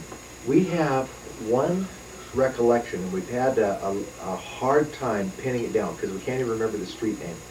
But at one point, and it had to be here, we rented a large 3-bedroom apartment and actually brought Great Grandma Johnson, Mom thinks, out of the convalescent home to live with us so that Mom could take care of her. And Remember that? and Great Grandma Johnson lived with us.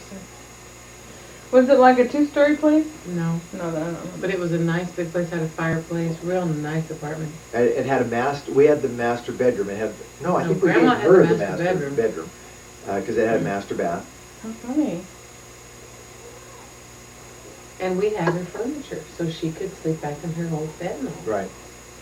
So we had all of that. But we didn't stay there long because she had been already in a nursing home for a while, and she was so used to the routine of that, she couldn't get Yeah. acclimated to regular life again. Yeah. It was too stressful for her. And about that time, I got a job at a nursing home, a convalescent hospital, doing maintenance. And we lived. This was in Santa Clara, and this was out in Sunnyvale, which is another town away. And so I'd ride my bike to work, and then we moved from this apartment over to a place closer to work, which was the upstairs apartment that you're probably remembering. And You had a birthday party up there. it was down at the end of a road. You'd come down the end of a road, and it would turn to the right, and then we'd come back in. We'd climb up the stairs, and our apartment was up on top, a little 2-bedroom apartment. The guitar business started carrying specialty guitars, and Oh. they had people coming from all around to buy guitars from that store. I remember you working there. In fact, there was a guitar store in the mall, and we got to the point where we were regularly outselling the guitar store. In fact, the guitars and accessories moved the Colorado Springs store from way down on the list to the number 2 store in the chain. Oh, wow. And Was it? For sure. Supposed to be picked up? Do you remember, you and I would go, like Dad would be at work, and then you and I would go over there at the mall. I'd only have like maybe 50 cents or whatever, we'd buy a soda or something, but we'd sit there on the bench in front of the store, wait for Dad to get off. We just watch all the people walk by. You know, there's a certain part of Vancouver Mall that always reminds me of the Citadel. Facing, I mean, yeah, the face of it. And the old Vancouver Mall. That's why they redid it. Yeah, and it probably was real similar. Do you remember that Barkman Circle house at all? Is that where we had there was a stairs, yeah, I remember that one. That's you where I had- got my finger caught in the sewing machine there. And the, You would have only been about 3 or 3 and a half. No. Yes, because I I was wasn't probably born 4. yet. No, I was pregnant at with least Ada. it was 4. August '74, so you were 3 years old Oh, when wow. when we moved there, so you were almost 4. You were 3.5 to 4. We had that black family live next door, had those 2 boys. Yeah, no, I remember that. That's very clear memories in my mind. Gee. I remember Michael freaking out because you guys got him some kind of game downstairs at Christmas that year. Yeah. And you gave him a box of sand and he was all ticked off at you. Well, You the gave him a box of sand and he was mad and then you took him downstairs. well, and I hear it him had a screaming. note in it, to go downstairs. Yeah. And then he had this hockey game we had bought him. From my memories is Dad doesn't want me to tell this memory, but it's a funny story, is for some reason I looked out, I was mad at Michael because he hadn't cleaned up the front yard like he was supposed to. So I look out there and I'm yelling at him and I'm saying, this looks like a something yard, I said a bad word. And your dad was standing right there, we were both in the doorway, your dad went, slapped my hand for saying that. And I was so mad at him because he treated me like that. I was furious. I don't remember ever being so mad at him. And I said, I'm not going to sleep with you tonight. And I had never said that. I don't think that I remember in the years past, because my mom had already done that. And I just didn't follow that kind of behavior. And Dad says, okay. And Dad trollops off and goes to bed. And leaves me, there was no couch. We didn't have a couch. And I remember thinking, this isn't the way it's supposed to work. The woman gets the bed and the man has to sleep out on the chair or whatever. I never said that again. No, it was your call. But he did have to apologize to me, but I had to apologize too. So, I remember that time. Well, we had things like Michael's graduation party was there. At Barkman Circle, right? He went to the high school, the local high school, and once he graduated, then he left us for a while, he went back to California. The folks came out for his graduation, and then you and I went back to California too. Usually when they came out, you and I would go back with them, stay for a week or 2, 3 weeks, and then take the train or the plane or whatever back. Yeah. And that, Because I get homesick for them. that happened then. I attended the Nazarene Bible College for about 6 weeks. No, you were there longer than that. I wasn't there a whole quarter. Really? No, I didn't last. Oh, they are so legalistic, those Nazarenes. Mom was a Tupperware lady there. Yeah, Oh, I joined remember Tupperware. I'd gotten to know Gail Miller through Rosie. Oh, She was a Tupperware lady. sucked you into it.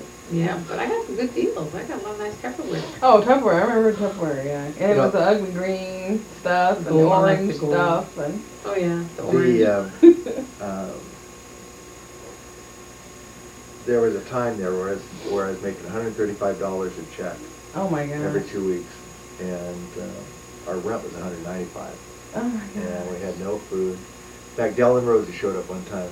No, it wasn't Helen Rosie. It was his friends Linda and something you know, Ramsey. but I thought I was certain. Oh, probably Dell and Rosie brought something too. I think they brought hamburger or something once. But they, because we were just scraping by. Oh. And we never said anything to people. I mean, we didn't go around saying, you know, we're just We're so poor poor, church yeah. mice. But we had gotten involved in a Bible study there, out at Marvel Wellborn's, and ended up teaching that. And I must have made a lot of potato soup because Michael will not eat potato soup to this day. That could be. Potato soup and pancakes. Pancakes he won't eat and potato soup. We had our VW van, still, that was our car. And then, I actually taught guitar a little bit, taught some guitar lessons probably for $5 or Yeah, but it was a little extra income. Yeah, But I think we lost our car after a while because I remember I had to walk, not here. well, Jay and I had to walk, we would walk to the store No. all the way through that neighborhood. Oh, well, what probably happened is that it probably started dying again with that problem, and you couldn't go without me. Oh, So if I was home and could push you, we could go and then I could get you started, but Oh. if not, then you guys would have to walk, and you did. You walked all the way out of Southborough, across this big field on the other side of Academy, over to King Soopers or wherever you're going, just a little store, just to get Well, that's out right, a little too. and walk. Because I never liked being housebound, you know, we had to get out and walk a bit. I remember you were only like 3.5 or 4, and you were walking in front of me, and I must have stepped on the back of your shoe, and you turned, Mama, you gave me a flat tire. We I started didn't even getting, know you knew that expression. there was a split going on at Emmanuel, a charismatic split. Whenever the charismatic movement moved into a Lutheran church, there was usually a split, somewhere down the line. And this one involved Pastor Lashway, Glenn Lashway, and then the long-standing pastor. And so he ended up leaving, and Del and Rosie never left Emmanuel, but they went with him also. And he started a group called Living Waters. In their basement. Yeah, and then also, it has a whole evolution of time, which ends up back in their basement. Oh. But when did we move from was that all? Okay, on Barkman's, yeah, all of that was on Barkman Circle. And then around July, we moved over to Keaton Lane. Michael was still with us. You guys were back from California, and we wanted a bigger space. So we moved And to be over. closer to the mall, because Right. you were having to ride your bike. Right, and transportation was a problem. In fact, where did I have it written down? Oh, it was right here, no, a little bit later, that we started the eye investigation for the deterioration. But we moved to Keaton. It had a finished basement, a couple of bedrooms up on top in the finished basement. Michael was downstairs, and had a bathroom down there for him. And we've been wanting another child for over a year. Oh, yeah, We've been trying for a year and a half. right. A year and a then- half, waiting to have another baby. And then, It was hard. We didn't want you to go so far apart. then in August in Keaton, it was, Mom started getting real sick. And, Dad didn't get the clue yet. what But I'm clue? so mean. When I'm first pregnant, aren't you in 74? No, we're, You We're fell in asleep from 75 now. 74 I have to not been asleep, 75. I'm just okay, laying listen, here, but you listen. just said Okay, 74. wait, time out. Let's go back. In August of '74, I moved to Colorado, and in September, Mom, of '74, they came out. Well, we stayed then in the Barkman Circle from October '74 to June '75. So now, in July '75, we've moved to Keaton Lane. And Mom got pregnant with you in June of 75. Well, no, probably July. Or July. And we were on Keaton Lane then. Wait, let me see, March, April, May. What I wanted Yeah, to could've do, been June. I always had this dream, I'd seen it in a movie once, before I even had Jessica. I'd seen it in the movie where the way the wife told the husband was that at Christmas time, she gave him this little box of booties for a gift. Well, I wanted to do that with Jay, but it didn't work that way because I got pregnant right away with Jay. So I couldn't do it. I couldn't hold off till then. But Dad's birthday, I knew I was getting sick. I knew I had skipped the one period, and I knew I was sick, that kind of sickness. So I could wait till Dad's birthday, August 25th. I'm going to wrap these little booties. But I get so horrible when I'm first pregnant. I mean, I am like a witch. And I was always jealous of that woman he worked with with Sue anyway, at work.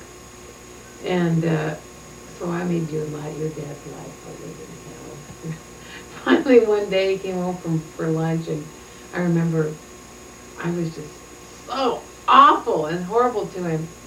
And I don't even remember what I said or did or whatever, but he didn't even eat his lunch. He just walked back to work because he just couldn't stand it. And I called him at work, and I'm just crying. I'm like, don't you know what's the matter with me? You don't even have a clue? He's probably like, nope. Well, I know, I'm pregnant. That's what's the matter with me. That's why I've been treating you like this. Well, wait a minute.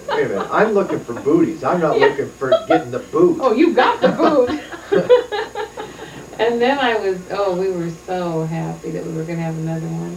And it got very hot that August and terribly hot. September, as it does sometimes in Colorado. And Mom would be downstairs. Michael had gone home sometime in July, early August. He had decided he didn't want to stay in Colorado anymore, so he was back in California. And Stop that whistling, boys. and you guys would stay downstairs most of the day, at And we didn't least have the a TV. afternoon. Don't know. Most of the time we didn't have TV there many of the early years. And so I you, worked on that little embroidered quilt thing I made for you, and I made one for James. I'd work on that, and you would just play with your toys. because it was so hot then in the afternoon, and lots of my shifts were the 12 to 9s. So, And that's why I would keep the curtains and things closed in the living room. uh, And one day I was sick and laying on the couch in the living room, and it was all dark in there. But Shara Lashway came over, and she's like, just like I was. You're depressed or something? Yeah, you're just totally depressed, and you're just so worried about me, and put the word out to everybody that I was in severe depression because I was in this dark room and laying on the couch. All I was sick still, and I was trying to keep cool. But I'll never forget that, people get these odd impressions of you, and it's like, so we were still doing Marvel Wellborn's Bible study, I think, then, involved in Living Waters, not too involved in Emmanuel. We were involved at Emmanuel in the sense that we knew a lot of the people who were still at Emmanuel. Alice, Len Kuhl, Charmaine. and we hadn't known Charmans yet because we hadn't lived near them and hadn't been involved there. So we hadn't met them, but Coles, we're still involved there. Duddens, and a lot of people still tied into turn it. that light. Yeah, it did get a little dark then. And that was in the Keaton house. We were only in the Keaton house just as I started feeling better. So that, again, you get through the 3 months of the real bad sickness. By about the 4th month, We headed over to Shannon Green. yeah. We, But we did have a great big birthday party for Jessica there at the Keaton house. yeah, And Dunn's had given you a swing set, their old swing set. We had, but why don't you plug that light back there and then we'll have Somebody has to to go to through make that. sure we don't have you had, that was probably the first party you had like Matt you know, all the Dudden boys, and probably Coles came over for his birthday party. We had a big barbecue. And it was, I think it was the first place I could have a real vegetable garden. It's over behind the chair. Yeah, I know, I'm just trying to not get in front of the camera. A but- true, real vegetable garden. Yeah, and Keaton was a nice, It was a nice house. charge. And so, and the Keaton Lane House had a great hill in the front. You just, popped the brake and down you went and you started. And, I learned to pop ready the to go. brake pretty easily. No, pop the clutch. So, Sorry. and this one right here you can turn on. Yeah. So I moved into Shannon Green. We loved that place. It was just the nicest apartment, had that basement. The only thing is the basement was full of crickets, but Well, we would get crickets sometimes. sometimes And, you go down with the laundry, there'd be these giant crickets sitting on the steps, and you'd be careful you wouldn't crunch as you went down with the laundry basket. And they every chirp, now chirp, and then chirp. there would be one in the corner, sometimes in the laundry. That isn't true. It was infested. Was not infested. It was. I worked down there in my workshop. I built instruments down there. It was not. I washed clothes down infested. there all the time, and it was a crunch city. Now, when Jessica gets back, we'll, Now Jessica must have more memories. She doesn't, Yeah. unless you remember. do you have Barkman. memories of Shannon Green? You were very small. Yeah. But in Barkman Circle, we do have one wonderful picture of Jessica. It's a classic. She- No. Oh. Not the toilet. And there she's sitting on the potty, holding her dad's guitar, playing the guitar while she's going to the bathroom. I don't know where she ever learned that. The thing in Shannon Green was that so much happened in Shannon Green in terms of people and development. But Well, one big thing was that when we moved there, Dad gave Jessica boundaries. And it's the first time we ever had to experience that because there were no fences or anything like Barkman Circle, or any of the places that had a fenced yard. This was like totally open. And he would show her, you can't go past this area, you can't go past that area. And I mean, and she would try it sometimes, but she knew her boundaries, and we could let her out there, and she would not go past her boundaries. So when other kids would come to visit, like Diana's kids, I used to think, oh, those kids are nothing but crap. And there was a little child who used to know the woman, whose name was Jamie. oh yeah. The boy was Jamie. You were always going to marry him. And who was the... She reminded me The of Lori parents Perry. were Jim Jim and Debbie. and Debbie Howe. Jim and Debbie Howe from Tennessee or one of those places. Yeah. And they lived in Shannon Green. Yeah, they lived across the way from us. Right. Okay. And we spent a lot of time with them. He was a musician, a very good musician, and we would do a lot of music stuff together. Oh. And he was at the Nazarene Bible College for a while. I think that's where I met him, was at the Bible College. And you and Jamie would play in such Oh, pals. yeah. Oh, yeah, he We've was got his lots- best friend. We've got a number of pictures we ran across of you and Jamie. The somewhere, I'm still working at the record shop, and somewhere in there, in that process, early in the process, after we moved there, the car just dies. In fact, well, you know what, I think House lived down at that one apartment or something, because we were stopped down at the apartment down on the corner, not at our apartment. And it finally, the car just died, and we couldn't even get it resurrected. And we just said, we can't deal with it, we have no money to fix it. I called the tow truck, and they came and towed it away. And Well, you had that for like 9 years. No, well, no, not that long. But it went through a lot of miles with us. And And that was the one Uncle Jim had given us for the bike. Oh, that's Yeah. neat. and so we were without a car, and we were coming into winter. We were coming into the And we lived like 5 miles from your work. Oh yeah. I think I clocked it one time at like 2.5 or 3 miles one way, but I'd have to walk to work, leave in time so I'd have enough time to get there, and it was a bit of a walk because it was up and over the hills and things, and then down into work, and that was sometime in like October, November. So Mom was just 5 months pregnant or something, so she still had to get down to the appointment.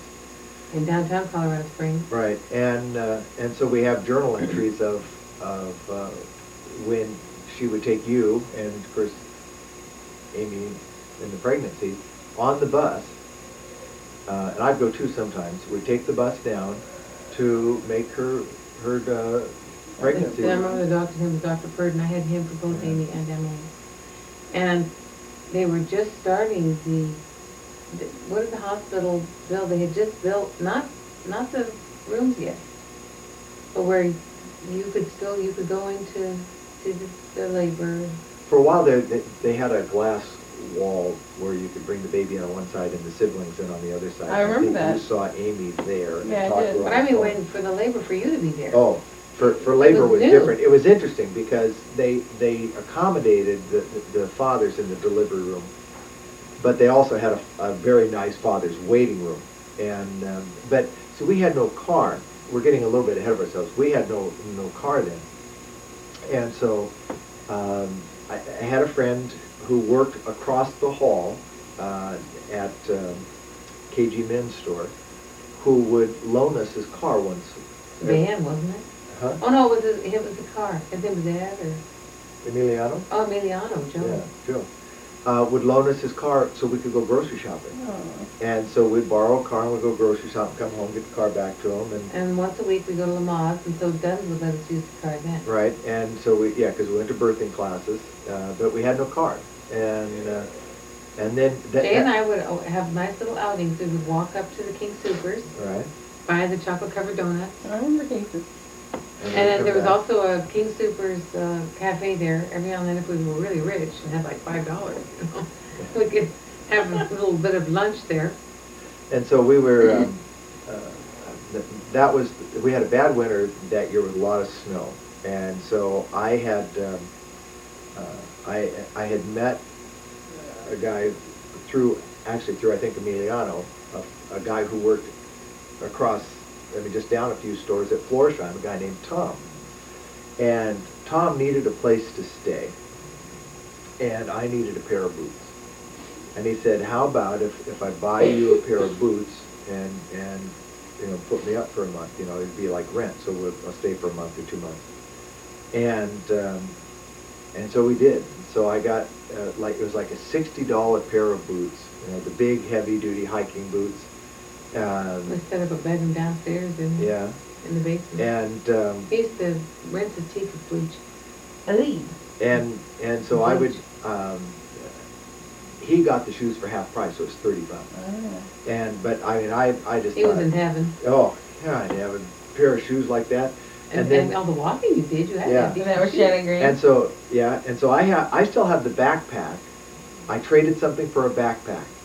I still have the backpack. It's a blue one with a metal frame. I remember that. And I would put my stuff in the backpack, and my lunch, thanks because I couldn't afford to eat out, in the backpack, and I had a jacket that had a hood on it, and Mom would tie me up in a scarf, and I'd head off for work.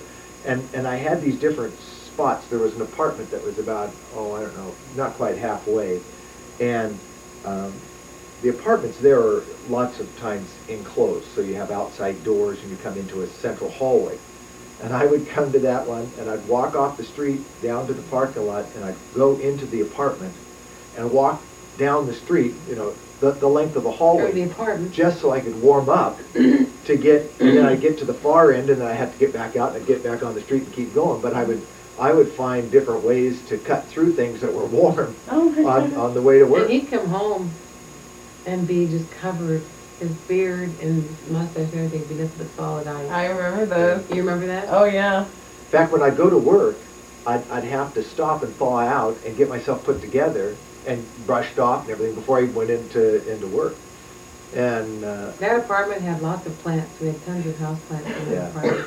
and it had these neat window seats, where you could sit up in the window. They were like bay windows, not quite bay windows. We'd watch, up in our bedroom, we'd watch storms come in over the mountains, right over Colorado Springs. Oh, it was amazing. One night we watched for several hours as we could see the lightning off in the distance south, and it just came right up the range, and then it got closer and closer and closer, and passed right over us, and then it was fun. And I was babysitting a little girl then, her name was Laura.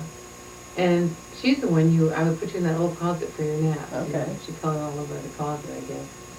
But I remember once I was reading this book too, you and I would take our naps together. I'd always have to take a nap when I was carrying the baby. I'd be so tired. Yeah. And I was reading this terribly sad book. It was by Elizabeth Googe. And it was so sad. I was just crying. I called Dad at work. This is the saddest story. And it was a very long novel. And I always said, when Amy would be so morose, and like this, I said, that's just because I read that book when I carried her. I never should have read that book. And, Then she was born. And then Dad made her little cradle. Yeah, I remember the cradle. I made While her we lived cradle there. And, You had that downstairs basement. That right, was so cool. but the downstairs basement, Was everything. we had so many people Well, we were on a living network. with us then. We were on a network by then. Well, we had, You're the of course, underground. Tom lived with us. Then Stephen and Carol Johnson and their 3 children lived with us for a while. In the basement. Bakers lived with us with their 3 children, their 5. I remember that. Patty lived with us for a while. Chris lived with us. Mike and Cindy lived with us. And there were times when we had 14, 16 people in that 2-bedroom, well, it's a 3-level townhouse. Hey.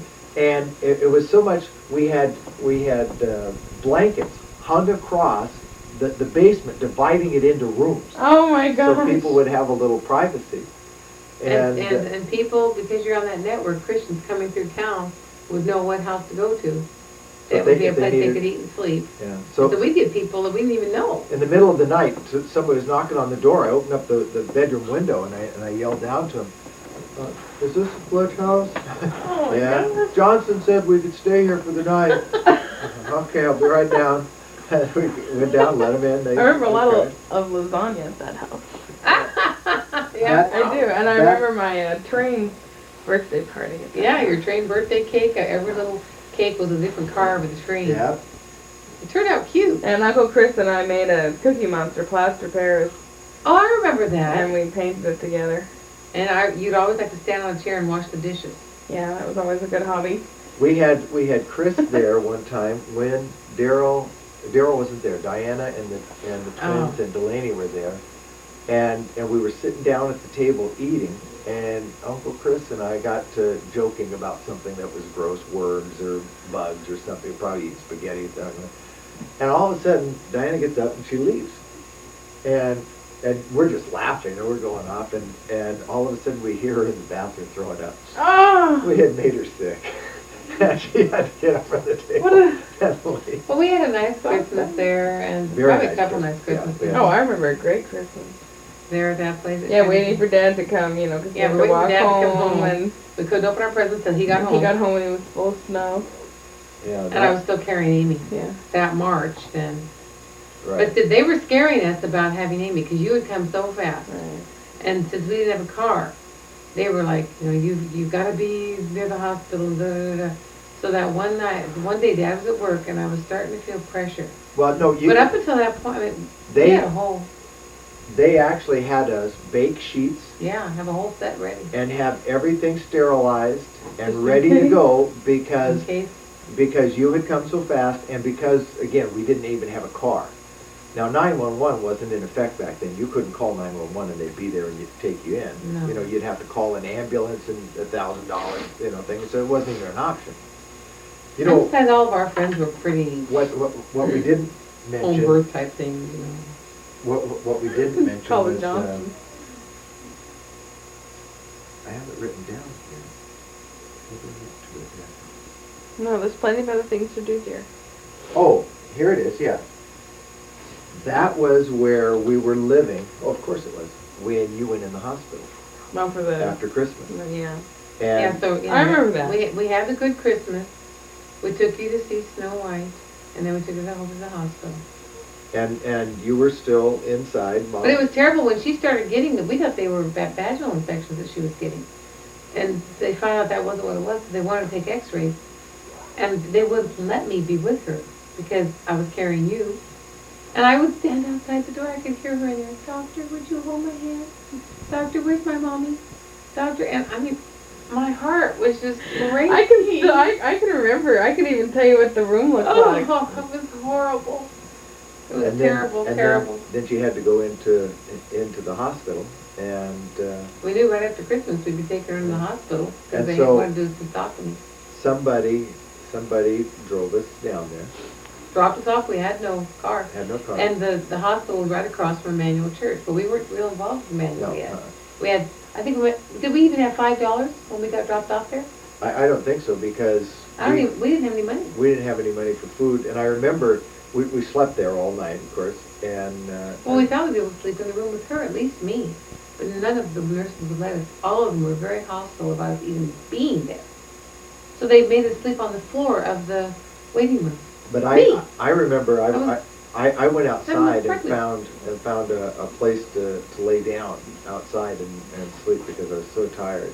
Outside. And I went outside and slept, and then I went up. Why didn't I- we slept in that room? It wasn't, there wasn't, it wasn't very Room. comfortable, yeah. And so, and I remember up on one of the upper floors, actually laying down on this, this. But I remember it was in the night, and one of the night nurses said something like, I went in there to ask her something, and she basically says, yeah, this isn't really good that you're staying here overnight. You shouldn't be basically, criticizing me for that. And I just flat out said to her, and even though I was a young woman and I tried to be respectful, I just flat out said to her, I'm the one that's going to answer to the Lord for her, not you, and I'm not leaving her. And then in the middle of the night, I would get up off the floor of that one room and then go and check on her. She was in that room by herself, and she was a very restless sleeper, and we knew she'd knocked that catheter out. And sure enough, in the middle of the night, I'm looking through the window to look in there. She'd knocked the catheter out, and I go and find that nurse. She knocked the catheter out, because I wasn't sure what that would mean, Yeah, so then, we're back, when it was time for you to be born, we still didn't have a car. When it was time for you to be born, I had to call a friend of ours, Ray Gibson, who had a van. Didn't have a seat in the back, but it had a Well, van. what happened was I was feeling the pressure, and I called Dad at work. I said, I'm feeling the pressure. And they just said, well, come in. I should have stayed home longer until the labor was long and more progressive.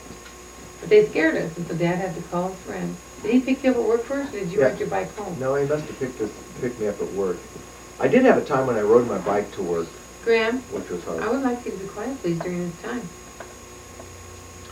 And Sit down so, and be quiet. we had called Ray. Ray came over, and we took Jessica over to Lashways.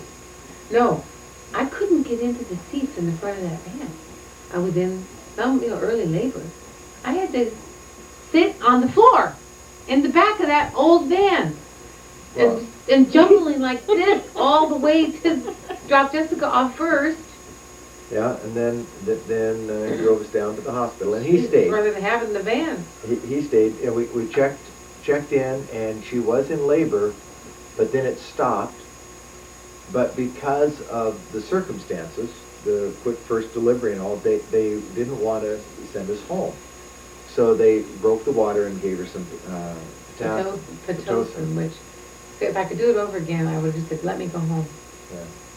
But Because that that Pitocin made that for was about very a bad quarter heartburn. after 1, Although nothing like what you and know. by 4 o'clock. I was gonna say, I know, you it was a whole 2-hour labor, and I Well, cried 5 for hours it. between when it started Oh. and when we had it. Well, yeah, 1 o'clock is when they broke the water, and you were born, I think, at 5:15, so it wasn't much.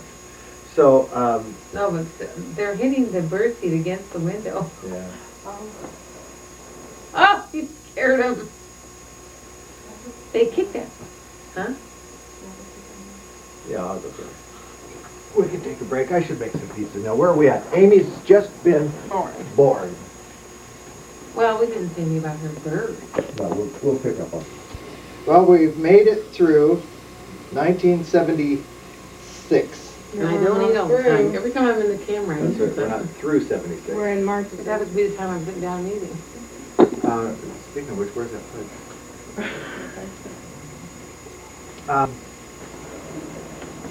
We're in Shannon Green. Jessica's been in the hospital. Amy is just about ready to be You born. still have no insurance? Oh, no, we never have insurance. When we had insurance, nothing ever would happen. No, in fact, that was the only thing that was good about insurance, was that when we had it, we didn't need it.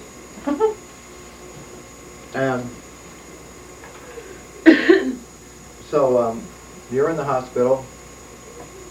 We're spending the night. We still don't have a car. I'm walking to work. I'm walking to work. We're taking the bus around. And,